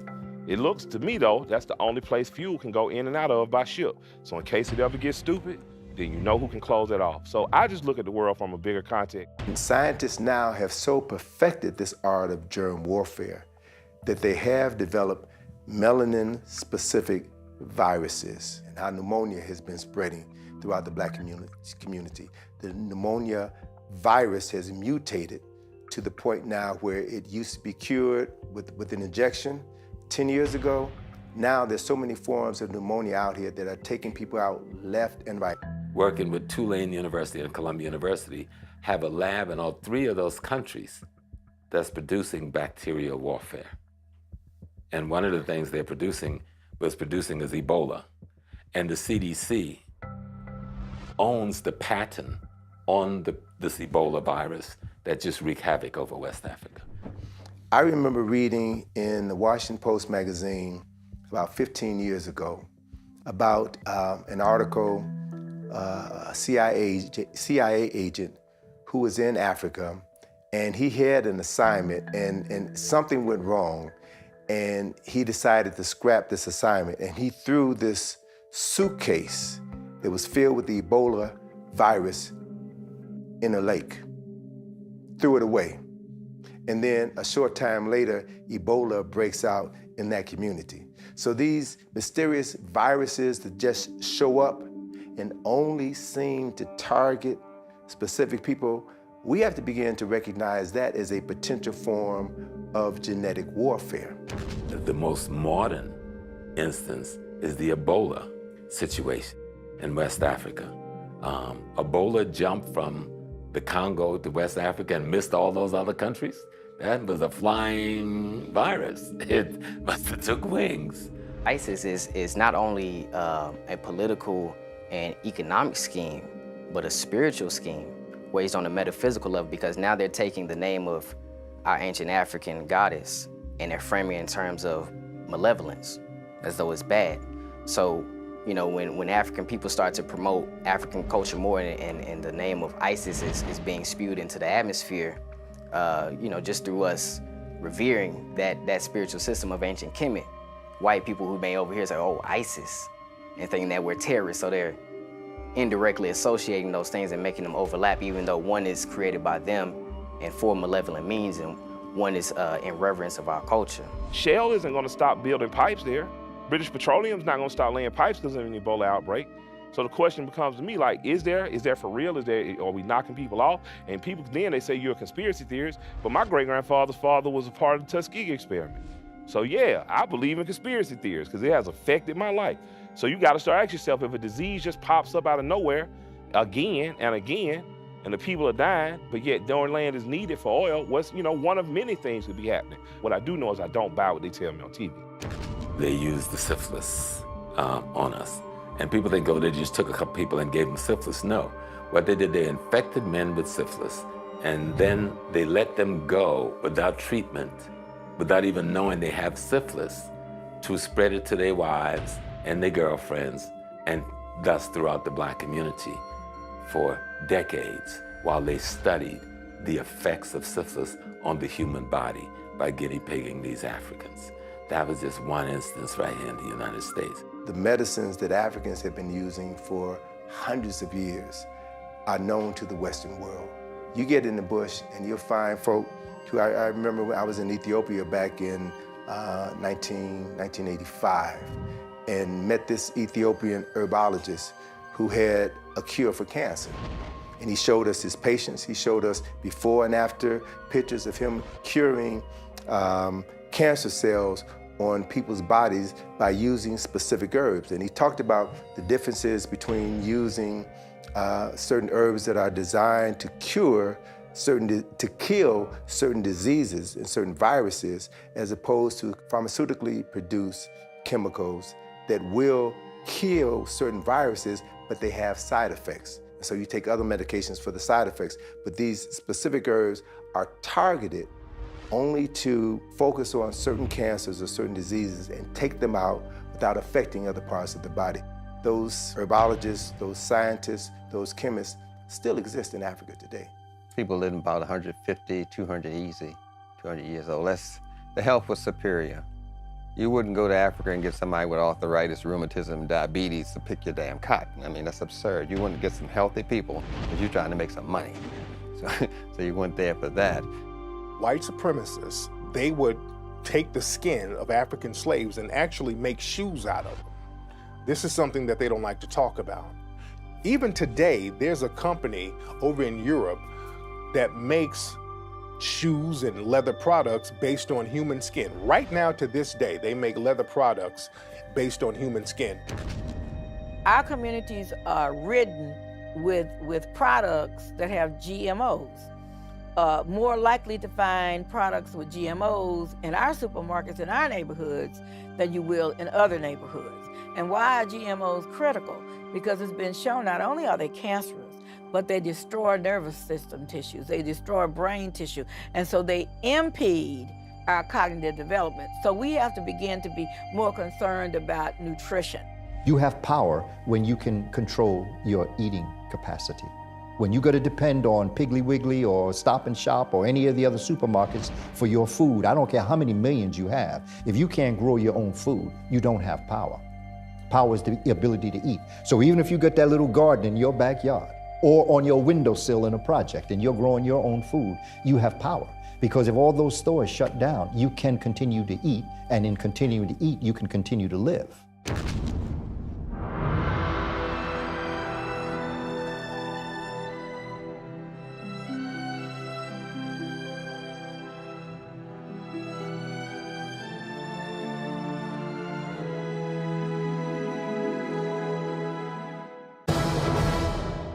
white supremacists will say and do anything in order to get one up on melanated people. They will lie, steal, kill, cheat, whatever it takes. This is why many of the white supremacists will renege on all of the treaties that they've agreed to, because African people and melanated people don't really know exactly what they're dealing with. They don't understand that there is no honor system with the white supremacists.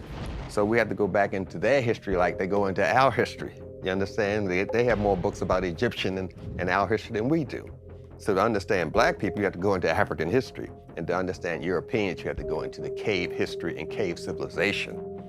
White supremacy was not used. It's just a system they used to protect themselves. And to protect yourself, you have to develop deceit and deception. They love us in the sense that, not in the sense that they respect us or want to treat us fairly, but they love us the way a master loves his dog. You know, like they don't, you know, the dog can be almost like a member of the family, but they'll never let the dog sit down at the dinner table. They'll never treat the dog as if he's as important as one of the members of that family, right? But if the dog tries to run away, they'll go chase the dog down. You know, you know, you kill the dog, they're gonna be sad about it.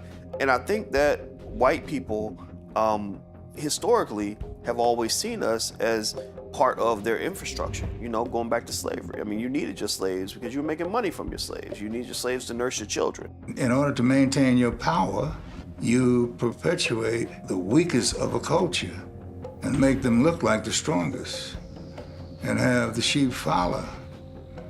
And you'll always keep them down. You take the dominant culture and you say to them, all right, these individuals are getting an education, they're developing pride, they're coming out with dignity, they're looking out for their mothers, their sisters, their wives, their girlfriends.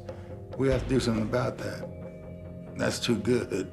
We don't want them to understand the value of those kinds of things, those kind of actions. So we have to use our propaganda to point these guys as rebel rousers and these individuals as heroes. So if you look at who is put in front of the black community, it is usually those athletes who have nothing to say. They do not rock the boat. They do just the opposite of that. And then they get praised by the white media. It's like people do with the pig today. Say the pig is filthy. Look at them, they're rolling in their own bowel movement. Look at the filthy. Pigs are not filthy. They're in the hippopotamus family. If you put them in their own environment, they'd be in the bath all day. But since they can't get around water, they roll in their own manure. Ain't nothing filthy about no pig in their environment. You see, and that's why I'm putting it in the context of the environment that it was in. There's nothing wrong with black people. You got them in the wrong environment.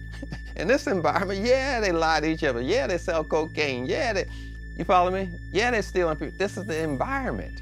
Over in Africa, when the white supremacists were colonizing many of the African nations, they had treaties with a lot of them. A lot of them wrote down treaties and made agreements and made deals, and they reneged on all of them. And the Native Americans, again, the white supremacists made deals and reneged on the deals because they honored the deals once they got in the mix and were able to claim to be part Native themselves. There are treaties now, especially the Treaty of 1866, that shows that black people who were freedmen at the time should get some of the same benefits and resources as the Native American tribes. But these treaties are not honored, and it's on paper. There's no reason for them to not honor the treaties.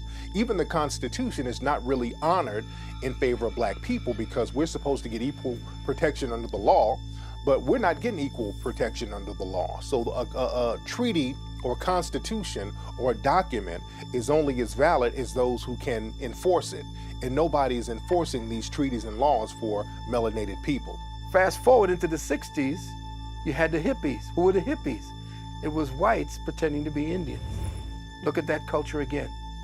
Go back and you will see they were striking teepees all over the place, intermingling, even naming themselves after Native Americans. All of the maps you see is wrong. You have to look at Peter's projection.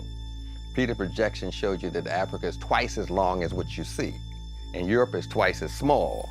So we got to go to Peter's projection to see the true size of Africa, because we've been lied to with maps, lied to with history. Obama said that he had an international meeting and they asked him about racism in America, and he said, yeah, there's racism, but it's getting better. There's no such thing as better racism. There's no such thing as progressive racism. That's like saying we got rape, but rape is getting better. You either have racism or you don't, and we have systematic white supremacy, and we need to replace that with a system of justice. White abolitionists, how you feel about John Brown? That's my bar. That's my bar. So if a Quaker wanted me free, okay, that was cool. I'd buy Quaker oats, but he wasn't willing to put that pistol in his hand and his rifle on his shoulder and knock a head off of me. Now, if you're willing to do that, I'm down with you. And that's what John Brown was willing to do. So what I'm gonna tell you is, study the white abolitionists. Study the ones who was willing to pick up arms and kill with it. Whenever you talk about racism, a lot of the white supremacists will try to pull the Jedi mind trick and start talking about slavery, antebellum slavery. Talking about, well, slavery is years ago and there's no more slavery. White supremacy is slavery. Being subjugated is slavery. So we live in slavery now. The prison industrial complex is slavery, where they can criminalize you and make you work against your will. That's slavery. You know, my situation when I was walking on the flag, and then you fast forward about a month later and you had this Dylan Roof case coming about. Not only was he walking on the flag, but burning the flag, but then he went even farther and killed 9 people, you see. You saw right then and there the white psychology and their alignment with white people regardless of what they do.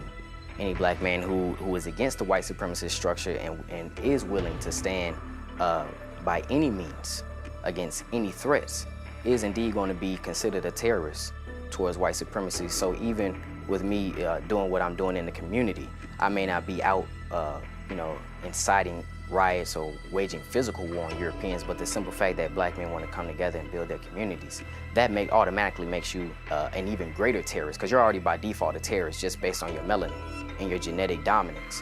However, now you're a political and economic and physical terrorist towards this white supremacist structure.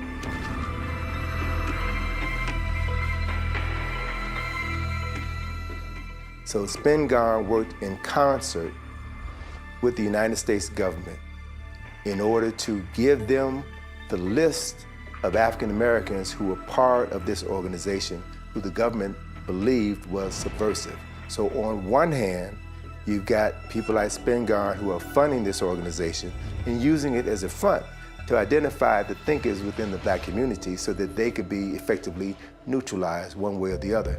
But for them still to give the Spingarn Award to black people when Spingarn himself was turning over the membership list to Army intelligence. That's deep right there. And that's why that means you're addicted to white supremacy right there. They exist, and they've been in the NAACP, and they've been in the National Urban League, and they were in SNCC, they were in the Black Panthers, they were in the Nation of Islam, and they were in Dr. Martin Luther King's movement. They were there. And they will be in every other movement. The question becomes, at what point does the masses of our people become so strong that their presence amongst us does not matter? And that's when you're going to make a change. Because Malcolm was real clear. The one thing about Malcolm is that you never had to send an agent in on Malcolm, because Malcolm would tell you to your face. See, you didn't need someone to spy on Malcolm, because Malcolm wasn't covert with his stuff. He was in your face telling you exactly what was going on.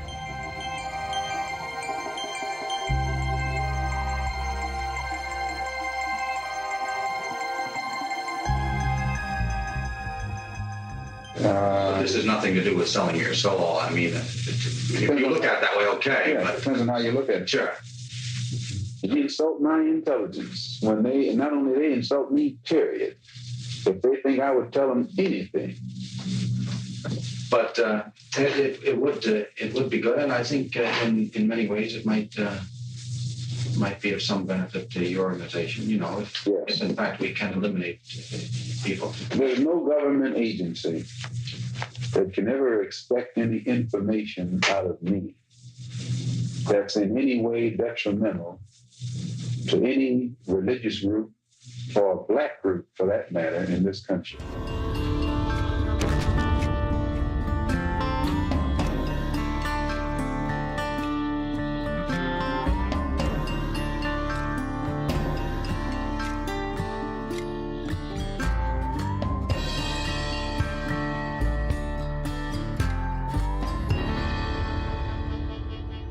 So there's always been some type of backlash for any illusion of progress for black people, because the white supremacists, they judge their well-being on how bad black people are doing.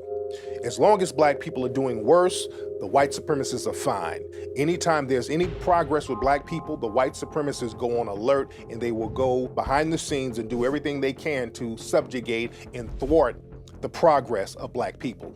I just learned recently of a think tank in Washington, D.C. that came to the State Department a couple of years ago and gave a report to the State Department. This is a think tank that does projections 200 years into the future. And they were able to state, based on their data, how many wealthy people you would have, how many poor people you would have, where that wealth and where that poverty would be concentrated. And as a result of those projections, they then can set up institutions to ensure that those projections come true. 92% of the global population are people of color. So that means that the global resources are being controlled by 8% of the people. I mean, but if we start to think of ourselves in this way, then it becomes really insidious in how systematic this has been built to convince people around the world that they are minorities. I mean, that takes a lot of power to do that. So if you can imagine the power it took to create that kind of mindset, and of course it's going to take an equal amount of power to maintain it. To get a banking, to be able to open a bank, the kinds of things that a black person would have to go through to get approval versus what a white person or even other foreign nationals would have to go through is extraordinary, you know, because our approval is predicated on the whites who are sitting behind the desk, seeing us as their competitors. We somehow think that white people are supposed to congratulate us when we make progress, that they're supposed to be happy for us, that they're going to give us their blessing for taking resources that they feel belong to them. No, the other team will never congratulate you for scoring more points. White men created the ghetto. They determined where we would live. And once they determined where we would live, they then would determine where the resources would go.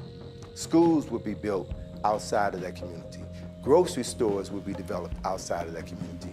Resources would be diverted from one segment of town, one area of town, to another area of town in order to produce generations of poverty. You can enslave people right on their land. You don't have to put them behind bars or what Neely Fuller calls greater confinement. Stalin learned how to decimate the Ukrainian people by making their neighborhoods in their country a prison. What he did was control the resources that came in and out of the Ukraine. And what he did was create a forced starvation. In the 1920s and 30s, millions of Ukrainian people starved to death based on Stalin cutting off the resources and literally making their neighborhoods and their homes prisons because they couldn't get out, they couldn't bring food in, and they took their weapons. So basically people sat around and starved. And they still do this now in black so-called areas around the country. They control the resources that come in and out. They don't allow black people to get certain jobs. They don't allow black people to get certain education. And they understand that this creates a prison. White supremacy is a prison. White supremacy is slavery, and people are negatively affected from that prison slave system. Keeping a control over their inheritance. Simply just in occupying these institutions and not allowing blackness in any way possible. We got the Voting Rights Act passed. We got the Desegregation Act passed. We got the integration of the schools, which I didn't agree with, passed. And there was a backlash. That backlash was economic. Because they said, okay, we gotta let you in the schools. Government said, we're gonna do that. Okay, we gotta let you vote. We'll do that. But the one thing we can stop you from doing is making capital at the most basic level. So all the jobs y'all are doing, we're gonna open our borders and we're gonna bring in 12 million people who we're gonna call illegal immigrants. No nation in the world allows that to occur. 2 Americans go to Mexico today, like the young white man, the Marine. He stumbled across the border and they threw him in jail. Another way that the white supremacists will deprive resources is to create all-white unions. This is why all-white unions were started, to keep black workers out of the workplace. And this is why a lot of lynchings were happening, because a lot of black workers would go to these cities and they would be strike breakers. These unions would have strikes, and the company owners would bring in black workers, and the white supremacists would just lynch these people and run them out of town so they couldn't take those jobs. And there's nobody that really does anything about that. In many cases, that power was supported through violence. If you tried to challenge the labor unions, you might get a baseball bat upside your head or a bullet in your back. And to this day, when you go on many of the jobs that I see in this city, I almost never see African Americans as a part of that, and that's just incredibly problematic. There was a cigar company that had on the box, "These cigars are made by white union men." So they would brag on their products. This product was made by white men. That product was made by white men in the union. So they would brag about having all white unions. You never educate a person you're going to dominate. That's a no-no. You train them. So we're trained to hold jobs. We're trained to be taught a certain way. We're not trained so that you can begin to create. And yet, blacks create everything you can think of. You go back through the list of inventions by black, almost everything you find out there was invented by a black person. If you look at Koreatown, 10 years ago, 15 years ago, it was like this. Now it's bigger than our surroundings, because the Koreans didn't mind saying this is Koreatown. Koreans will deal with Koreans. Where black folks said we will keep struggling to deal with white folks. When we begin to focus on wealth like every other ethnic group, I'm not telling you to reinvent the wheel. This is not rocket scientry. Take care of your own first. Employ your own first. Do what every other ethnic group has done. And that's the key to success and financial growth and development. We have to regain the pride that comes with institution building, because institutions are the only way you can support the masses. You can't support the masses by integrating into a pre-existing system, especially one that's designed to oppress you, because no one's gonna let you move into their house and move around all the furniture. They're just not gonna do that. Where they just ran highways and freeways right through the middle of the black city. Moses wasn't the only, he did it in New York, he did it in the Bronx, he did it in Queens, but they did it in Miami. They ran the major highway right through the black community in Miami, broken it up in 4 pieces. And now they have 4 different little black sub-mayoralties running those communities. They did it in Jacksonville, Florida. They did it in South Carolina in Myrtle Beach. They ran Highway 17 straight through the black community and wiped it out. Wherever there was a prosperous black community in America, they used the concept of new freeways and stadiums to displace and misplace these people over the last 30 years.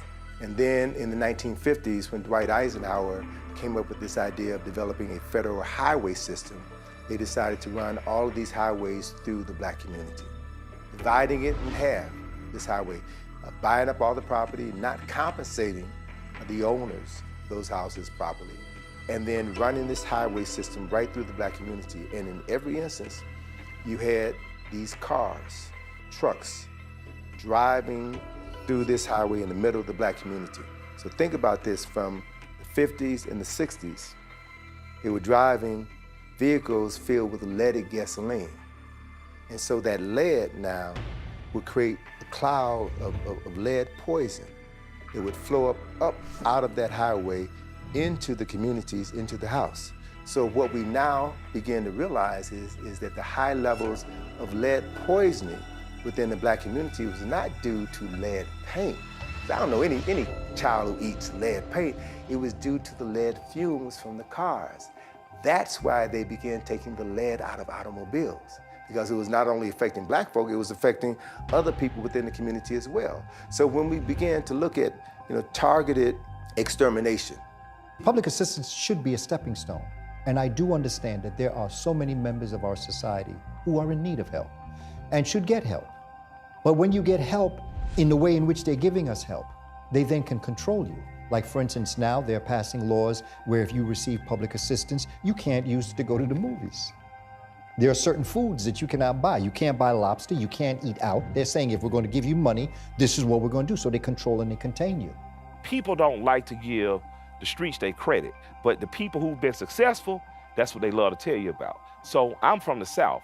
Man, our white successful people here that love NASCAR, they love to tell you NASCAR was started because of bootleg. Oh, they love to give you the story because it's racy and dangerous. And some of my Italian brothers and sisters, they love to tell you about their cousin or their uncle or their granduncle that used to drive for Al Capone or maybe, you know, hung out with this. They love to tell you because they crossed that hump. And how did the hump get crossed? Well, the hump got crossed because 1 or 2 generations were willing to involve themselves in crime. So I actually salute the brothers that have involved themselves in the streets that made it out. The brothers that were able to buy shops, to buy real estate, to transition into legitimate business. I salute you, and I encourage more brothers that are in the streets to do that. There has been an organized effort against allowing African American to develop an economic base from which to fuel its community development. And we have never applied ourselves to a community after the desegregation took place and we started leaving the whole family concept in the South and coming north and giving up our businesses and giving up our families and chasing after what we call integration, which means to be with that man, to be a part of that man's culture. And that man didn't want us about it, his culture, and we wanted to spend our money. And so we would actually spend millions of dollars on a culture that didn't want us to be a part of it, which is foolish as hell, because if you look at the Jewish community, they understood how to work with each other and became a very powerful, powerful community. The largest African-American insurance company in these United States insured most black people in these United States at one point, at least in the Southeast. It was started by a man who had a whites-only barbershop. His name was Londo Herndon. He was a black man, but he only cut rich white businessmen hair in one of his barbershops. He picked up hella game. He got those black men. Those barbers lived a lot better than a lot of the barbers because of the price of the haircuts they were charging. And he was able to successfully build his empire off other people's dollar. Money is people. That's what money is. Money is people. A dollar is stored wealth, it's stored labor. It's money is people. And the first money was people. If I want to get something done, I say, well, you help me build my house. And I say, okay, you can have my son for 20 years. Now you're an indentured slave. You follow me? I pay for you to service with my children. The first money is people, and we haven't gotten past that. Every human organism, regardless of their ethnicity, has to have a period of time to rest. So the brain can recharge itself. Meditation and silence and quietness allows the brain to come at peace and permits other higher levels of consciousness, including creativity, to take place. By keeping you busy, constantly either working for somebody else, having your dollars circulate outside of your community, keeping you under stress with laws and systematic subjugation of people of color, gives you no time to have that period where you can be at peace, where you can rest, where you can regenerate and recharge your brain so that the neurons themselves can replicate and reproduce themselves in ways that are healthy to the organism. And you study the history of Booker Washington. There's a book out, a young lady's put out about Booker. You see that Garvey came here to implement Booker's program. Because Booker was already doing works in Africa, and one must question, why did he die so mysteriously just before Garvey got here, when they were about to hook up in Union? Rich people that left Europe to come to America did not go to Ellis Island. They went to Soundview in the Bronx. That's where their boats went. Rich people went to the Bronx, and the poor people went to Ellis Island. And this is another part of history that's never really discussed. Racism was not just regulated to the South, and also when you look at the North. In New York, there's a slave plantation called Sylvester Manor that was right off Long Island. It's still in existence right now. It's a tourist attraction right now in New York that a lot of people go to. Down in Birmingham, Alabama, they have a slave plantation that's still in existence called the Arlington Plantation, and is right in the middle of the what's called West End area, which is a black area. And West End has gone through so much gentrification that the place now is just decimated. There's dilapidated houses, and around all this degradation, there's this sprawling, bright plantation. And when I went there to the Arlington Plantation, which is on Cotton Avenue, by the way, the name of the street is Cotton Avenue. And I'm there, and across the street from it is a housing project. And outside the housing project, there's a lot of black people, poor, begging. And I'm looking at the plantation, and I'm trying to find out where the slave quarters were. And then I realized, because I couldn't see the slave quarters around the back of the building, but I realized standing across the street inside of the housing project, or in front of the housing project, this is the slave quarters. This must have been where the slave quarter was. So when you look at history, nothing has changed. Nothing has changed as far as racial history. Let every black person who works hard get everything they deserve, because then that would take something away from white people. So in a way, it ends up becoming a little bit like that movie, The Hunger Games, where you have masses of the oppressed, and you take a couple of people out of the oppressed group, and you let them be successful. You treat them even better than you treat yourself, and you hold these people up as beacons of hope, so that you can maintain them. And you're telling these people, look, if you behave, if you endure your oppression, if you allow us to treat you a certain way and don't complain about it, you might have the opportunity to win the Negro lottery and become one of these esteemed elite black people who are successful. And that just does not work. What happened here was an alternative labor force was allowed in this country to do the work that the African American population was doing as a punishment to the African American population. And to handle the residuals, they escalated the prison industrial complex. We understood economic development, the value of it. We understood banking and how to use our investment dollars and how to use the power of the influence athletes had.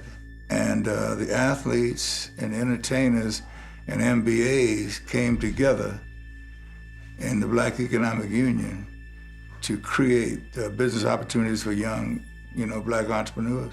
When the Russian billionaire used Jay-Z to convince the city of Brooklyn to dumb down the negotiating strategy for jobs in the community. You had Cornel West, who was out there with a lot of people picketing and saying, you won't build an arena in this area unless you give jobs to people in this community. And so what they did was they went and they hired Jay-Z, put him on a billboard, made it, and people believed he was a team owner when really he only owned one 1/1500th of the team. And that caused a lot of people to back away from supporting Cornel West, because they felt that they were helping their community by helping this symbolic token black person to achieve his dream of team ownership, which really wasn't even true ownership to begin with. We're the only group on the planet that allows, some other group, culture, whatever, to come in and take our dollars. And I'm not blaming them. That's common sense. They're serving our community. But you mean to tell me there's not an entrepreneur out there who got an idea for a gym shoe? And what do we know? Black males, we buy 1 out of every 5 pairs of shoes that Nike manufactures. Black females, we are 6% of the population. Black females buy 27% of all shoes and cologne manufactured here in the United States. You mean to tell me there's not a black woman out there that wants to manufacture shoes, that has an idea for a cologne? Well, we have got to find these individuals, and we got to bankroll them to make sure that becomes reality. Do what every other ethnic group has done. All you have to do is make sure that Europeans intermarry with each other and pass the wealth on. Intermarry with each other, pass the wealth on. Intermarry with each other, pass the wealth on. And then that's how it stays in white hands. And then once you've got the opposite going on in the black community, our inability to second generation it, then we're not in a position to, even when we make any money, we can't pass it on. And essentially, those are the two strategies that run parallel. Wealth and wealth being passed down. The white supremacists, they make sure that wealth is not passed down within black society because they want to have black children start off with nothing. When you start off with nothing, you start off struggling. They understand that your life is going to be difficult from that point on. And this is why they didn't allow black people to even have life insurance, because black people dying, their children could get money to start off with, like a little nest egg, and they could possibly prosper. But what the white supremacists would do, they would let black people get burial insurance. So if a black person died up until the 1960s, you would just get enough money to bury your loved ones. But they wouldn't allow black people, for the most part, to get life insurance. How do you control the black community? Take one from the record industry, the music industry, which is called the Columbia Study. Now, it wasn't Columbia University that did the study. It was Harvard University that did the study for Columbia Records. And Columbia Records wanted to know in the 60s, how do we control this music with all these black people? The music is making billions of dollars potentially, but how do we get control of it? Because black folks are demanding more and more. And what the Harvard study showed Columbia Records is, listen, let them control everything except distribution.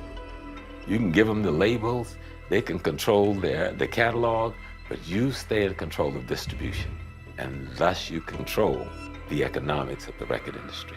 You're going to have to restructure your thinking, and you're going to have to say, okay, what's valuable about me? Well, what's valuable about you is you are African and American, which means you have a face that'll give you a pass anywhere in the world. Man, you don't know the feeling as a black man till you get off a plane in Europe and people look at you like you God, for real. Like, I'm not playing. They look at you like, what you do? You're special, you're Nigerian, you're a doctor, you're an athlete, what do you do? But you walk with a different step, a different pride. So my thing is, you have that. Once you get outside of this, you see how glorious you are. And you have an access to money. And your dollar means a lot more across seas. And you can take that money and you can start doing something else besides whatever we're doing here now that's not working for us here. And that's just the truth.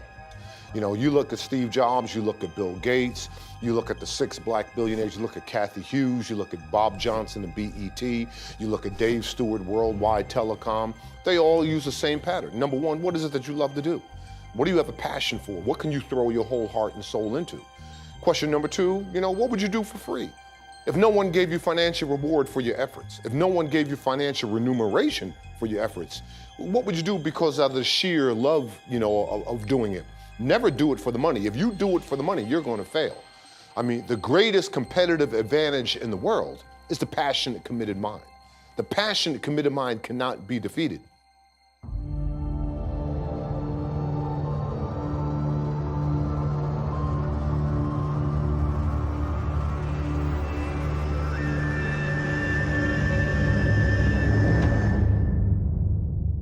The white supremacists like to show dominance is by using sexual exploitation.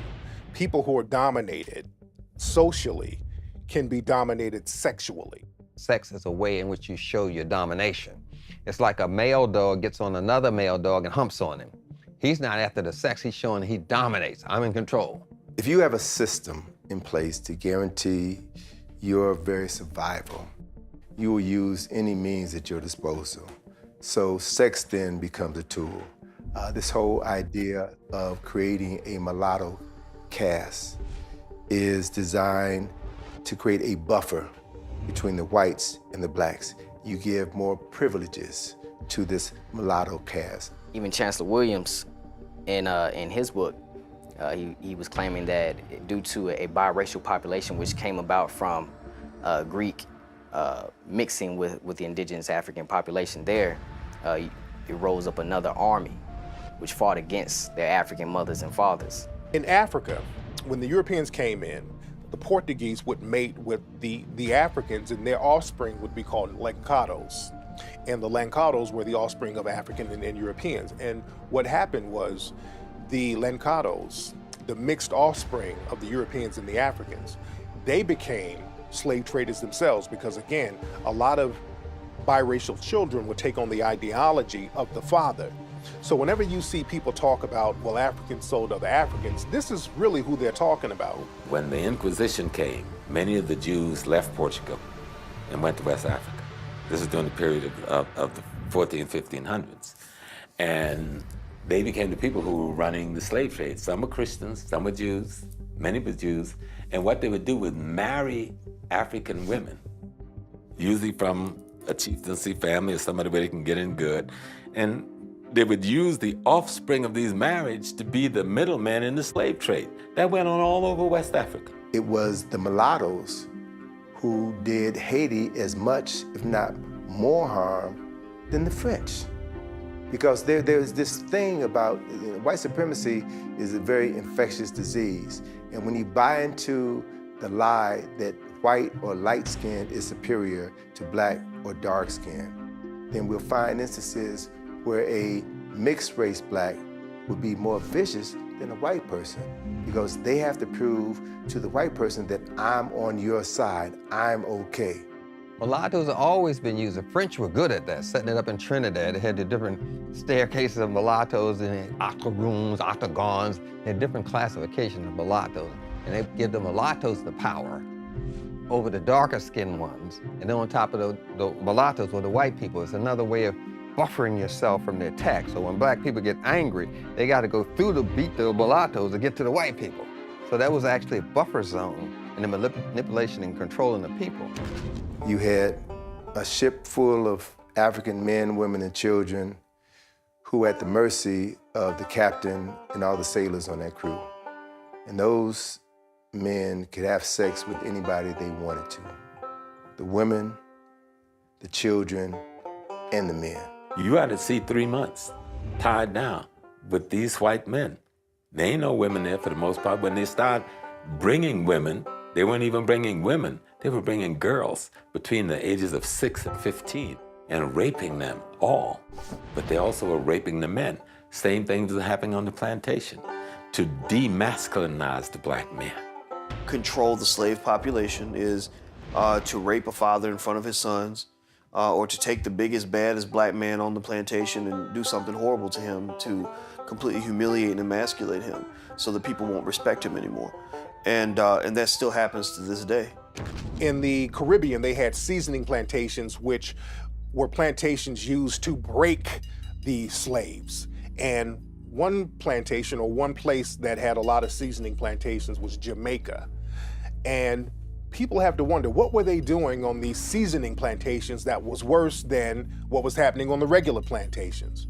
Well, one thing that they were doing on these plantations, especially in Jamaica, they were doing a process called buck breaking, where the white supremacist slave owner or the white supremacist overseer would literally rape black men in front of the whole black population in order to break his spirit, in order to break him down as a man, in order to show dominance against him, in order to show the rest of the black population that this is not your leader. I just made your leader submit to me sexually. And this happened a lot in Jamaica. This is why homosexuality is so looked down upon in Jamaican culture today. And it was a way primarily of cutting down those who would rebel. In other words, it was a matter of power and control and domination. And they would call it buck busting, but it was really butt busting. Slavery continued until 1865 for about 2 generations, right? So how do you reconcile that? You can no longer bring in Africans, but you still have the business of slavery. So they still needed Africans to do the work down south, especially after the cotton gin was invented. So you had the creation of breeding farms. 2 of the largest slave breeding farms in the United States were on the eastern shore of Maryland and right outside of Richmond, Virginia. They literally bred black people like cattle. They would have a strong black man have sex with a healthy black woman. That woman could be his mother, his sister, his aunt, his cousin. It didn't matter, because the end product was produce a child that I can sell, bodies that I can sell and ship down to Mississippi, Alabama, Georgia, South Carolina, North Carolina. It was a business. We had breeding farms in the United States that would put one person from one plantation against another. We even had a system where if you were a breeder, male on one plantation, and a female on another plantation, or even on the same plantation, even if you were mother and son, they would mate you. And so I tell a lot of my patients and a lot of my friends, you gotta stop using the MF word, because that was a description of what actually happened when the paper bag would go over the head to put one breeder against another when they were related. Incest. Take the Eastern Shore of Maryland, for example, right? Most people live within a 50-mile radius of where they were born. A large percentage of the people who lived on the Eastern Shore of Maryland during this time of these breeding farms migrated to Baltimore. Baltimore, Maryland is the incest capital of the United States of America. And according to statistics by my colleague, Dr. Patricia Newton, who's a psychiatrist in Baltimore, in that area in Baltimore, Sandtown, where you had these recent rebellions, 9 out of 10 black women in the depressed parts of Baltimore, 9 out of 10 black women have been victims of incest. In the same area, 7 out of 10 black men have been victims of incest. Watch the news channels here in America and see how many mixed race black men and women are forecasting the news in America today. Don't miss it. Don't miss who's on the television screen talking to us. That black-skinned woman or man is peripherally there. This mulatto, who I don't blame for their condition, but if you accept that role in society, then you got to take responsibility for what comes from it. You saw in the movie Precious, right? Monique won an Oscar for her role in Precious. Incest, she had sexual relationships with their own daughter, right? Her daughter was sexually molested by her father in the movie. When Monique was on the Oprah Winfrey Show talking about that film, she talked about the fact that what helped to prepare for that role was her thinking about how she was sexually molested by her own brother, right? Oprah had Monique's brother on her show and asked him point blank, did you know what you were doing when you sexually molested your own sister? And he said, well, I was sexually molested by my uncle ever since I was a little boy. I thought this was natural. Everybody did it. So we look at the socialization of deviant behavior that was set in motion over 100 years ago that is still playing itself out in our communities right now. So until we can understand our history, until we can understand the pain that we're still going through, the mental anguish that we're still going through, and begin to realize how that shapes our thinking, our speech, and our actions today, we'll never be able to heal ourselves or effectively deal with the problems that we still have in our communities. Because there was once, back in the days of apartheid, a professor came forth and stated, we cannot love you, African man, because to love you would mean that we would die. Because we gave him the keys to the castle. I said, what's making these people so powerful? He said, family. I destroyed the family, I destroyed the empire. So they sold your mother one way and your father another way. They destroyed the family. That's what destroyed Africa. So we had to build family. A black man and a black woman in love, raising a healthy child is the most dangerous thing on this planet. We're looking for a gun. The gun is the relationship.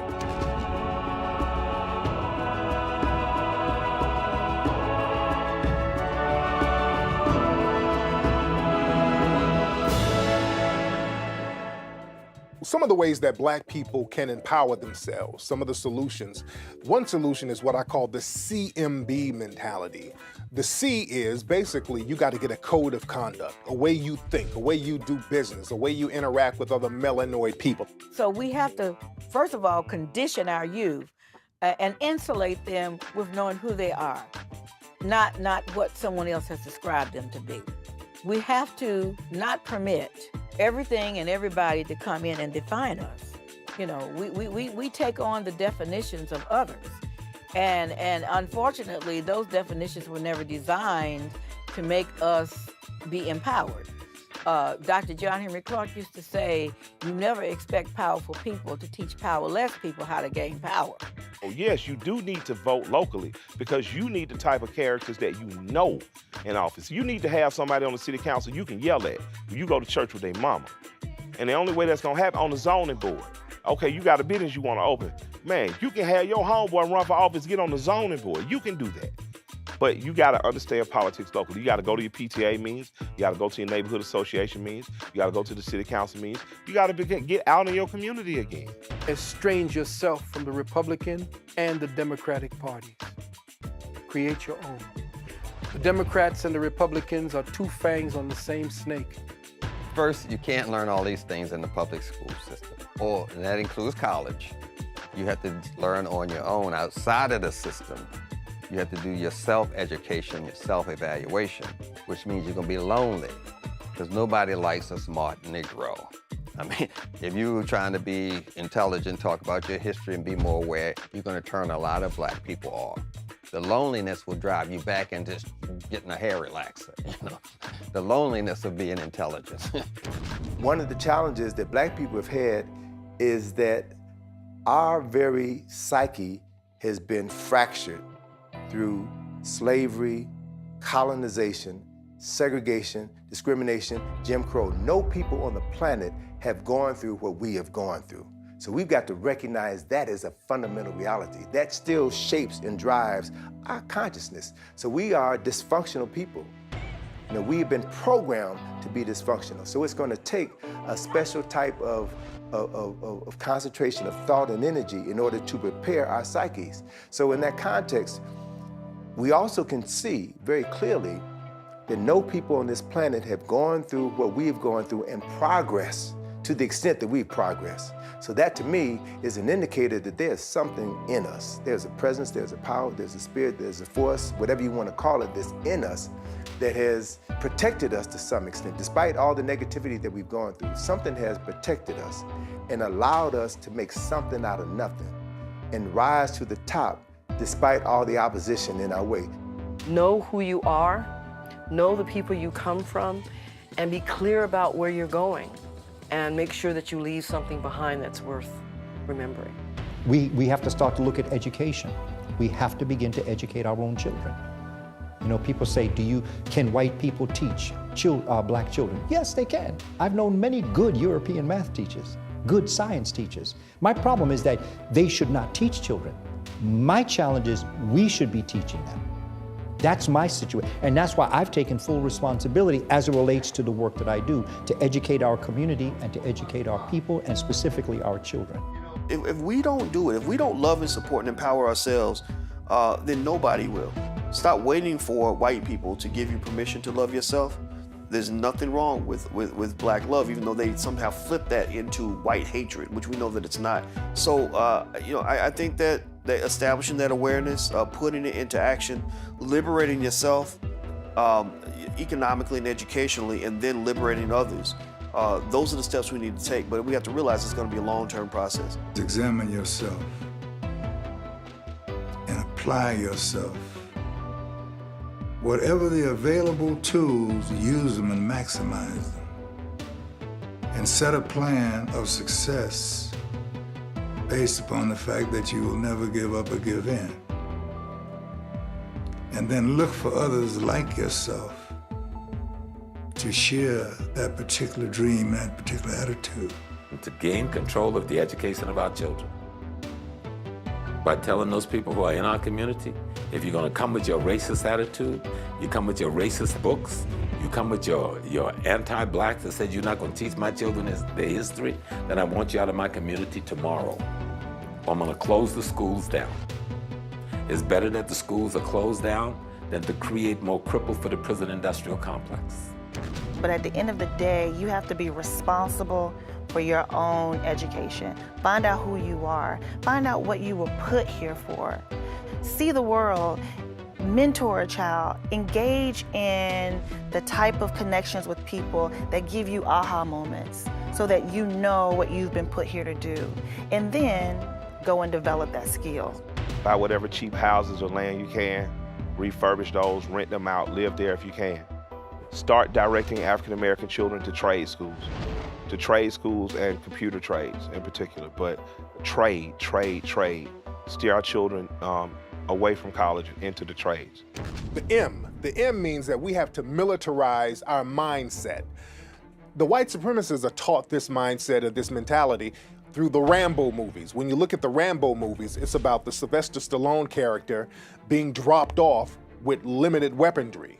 And he has to fight against advanced weapons from these advanced armies. And he learns how to use his mind and his military training in order to survive. So he weaponizes everything.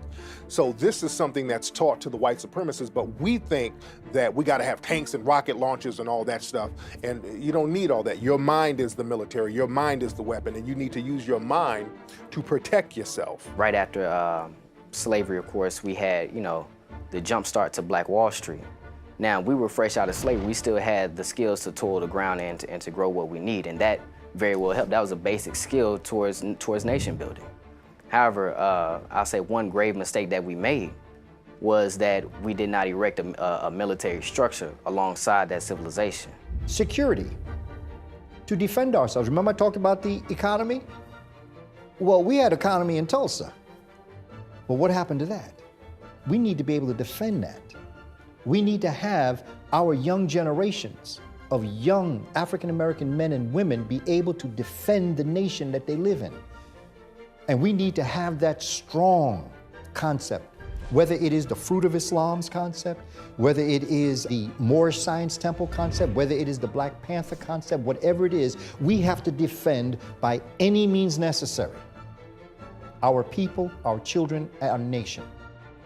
Study your history.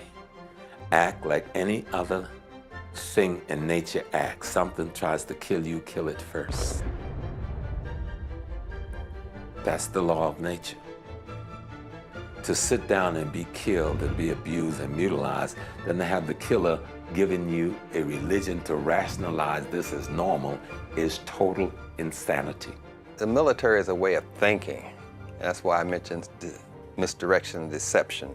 You have to think military to be military. You have to be in that spirit. Don't look for anything. The computer is a weapon. Everything is run with computer, drones, supplies, everything. You have the weapon. You can go to this, get a $99 laptop or whatever. You have the weapon. Everything you need to defeat them, they bring to you. Learn to work with your hands. Learn to grow your own food, you know, fetch your own water, things of that nature, even if it's electrical work or even barbering, because hand skills translate to other things as well. Hand skills, I'll say that, but primarily each and every person should be able to go to the earth to pull from nature their needs.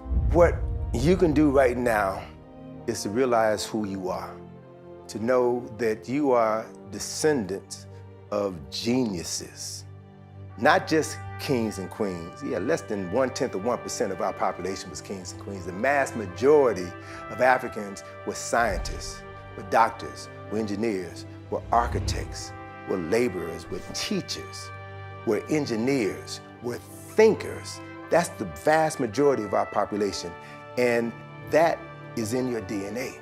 That's in your DNA. We carry that with us. So this system, in order to maintain itself, has to suppress that innate genius that's inside of you. As tough as football was, as segregated as it was, in my final year, I was the most valuable player of the league. I wasn't sitting down complaining about not having an opportunity. I applied myself till I was desired to on a level that they didn't mind giving me the MVP award. I told my students in my class last spring, I said, I'm gonna give you $20, and I want you to go to the store, and I want you to get me $5 worth of lack. I want you to get me $10 worth of scarcity. I want you to go ahead and get me $1.5 pounds worth of poverty. And my students said, well, Dr. Kimbrough, that doesn't exist. You can't buy that. And I said, it does exist. Well, where does it exist? It exists in your mind. The greatest gift your Creator has ever given you is the ability to change your mind. And nothing's going to change until you change your mind. And most people that think they're conscious and aware won't talk to the Negroes who's into pig feet and ham hocks and praise the Lord. But those are the people you need. Everyone has a value when you're trying to change your system. The alcoholic can be used. They can make a Molotov cocktail out of an empty wine bottle. You have to know how to use all of them. The crackheads, you can't trash anyone. Everyone is needed in this struggle, and that's what an organizer does. They don't do that sort of thing. But we're looking for conscious people, and no. All I need is a few good men. That's what the Marines say. You don't need all those people, you just need a few good men. Black women are in the forefront of this movement again, and it's a return of what's called the Black Goddess force, the Black Goddess concept. And that is in direct opposition to the male God concept. The only way this dominant energy that's hell-bent on destroying everything and everybody could be neutralized is an equally powerful and opposing force, which is now coming in the form of the black woman. So that's the era that we're moving into. And nothing that these white supremacists do can stop that. We have a lot of young people who are victims of sexual abuse, who are victims of physical abuse. That has to stop. And granted, it's a replication of what has happened to them, but we have to stop turning our heads. When we know that something is going on wrong, we have to step in. Remember back in the day, I said, next door neighbor took care of you and made sure that mama knew you screwed up. We need to be able to develop that love relationship again with each other. And the third thing is B. That means build. And you build your economy. And you build by having an empowerment mindset. It's not about hitting the lottery. It's not about getting a record contract. It's not about getting a football contract. It's all about everything you do, your actions, everything you think should be about building and empowering yourself as a melanoid person. Now what we need to do is convince 1 million black people to find 1 to 3 banks that they support and take $100. I would love to do it just with one bank. Will you take 1 million black people to take $100 and on one day deposit it into that one black bank? That one black bank gains $100 million in acquisition in one day. And they can start making loans out against that money for homes the next day. Your GDP is $1.7 trillion. You are 13% of the population, but you are 1/10 of the US economy. I told you there are 35,000 black millionaires in the United States. You are equal to Qatar. Qatar is one of the wealthiest countries on the face of the earth. You have 35,000 black millionaires in the United States. There are a pool of 34 million African Americans. You have 30,000 individuals in Qatar who are millionaires, but there are less than 1 million people who live in Qatar. Why? Because they talk economic development, because they talk entrepreneurship. They're all over the world building businesses. Get over this victim mentality, Black America. Get over this damn it, oh, woe is me. Your creator doesn't know anything about that. Quit trying to limit the unlimited and see how far you can go. Their God is money. They speak of God more on their currency than in the Bible, because every bill, every coin says, in God we trust. They don't say in the word of God we trust. It says in God we trust, and in God is their money. Take their money. I think getting back to cooperative farming, and in the instances in the inner cities where you cannot do that, you forming food co-ops among African groups, African people in America, and buying your foods from people who grow organic foods is critical. Because people say, oh, it's expensive. Not if you have a co-op, it's not expensive. So we have to look at that as a factor. We need to look at economics. Need to look at that. Need to understand what economics is. And although I realize that money could be the root of all evil, it's also the root of success if you use it properly. We have to be real clear. We've got to spend our money in order that our nation is able to rise up out of this. I'm not into nation building, I'm into empire building. And to do that, you have to have a strong economic base. The first thing we need to do is study our history. The second thing we need to do is any businesses that do not serve our community, that treat us like they are parasites and we sacrifice, let's stop being their sacrifice by putting our money in our pocket and finding someplace else to spend it. We made $1 trillion last year and we gave it to the people who hate our guts. Let's take that $1 trillion and open businesses for ourselves. We need to get serious about business. We need to get serious about entrepreneurship. We need to get serious about building residual income streams. And we need to find ways of being able to second generation it and pass it on to the next generation. And they have to be instructed, the second generation have to be instructed This is what I've passed down to you, multiply it by 10 and pass that down to your children. And then essentially we then keep that program rolling. We need to go into our bookstores, go online to all of the black businesses, and we have to start to subscribe to them, and we start purchasing things. I do realize there are some things that our people do not manufacture that we need. I understand that. And under those circumstances, of course, you need to get your product. I am saying let's do a concerted effort looking for businesses that reflect us and do for us, and keep that dollar circulating in the community as many times as we possibly can before it leaves. And that's why people who say our history ain't nothing work so hard to keep it away from us. When you know who you are, you know what to do next about your well-being.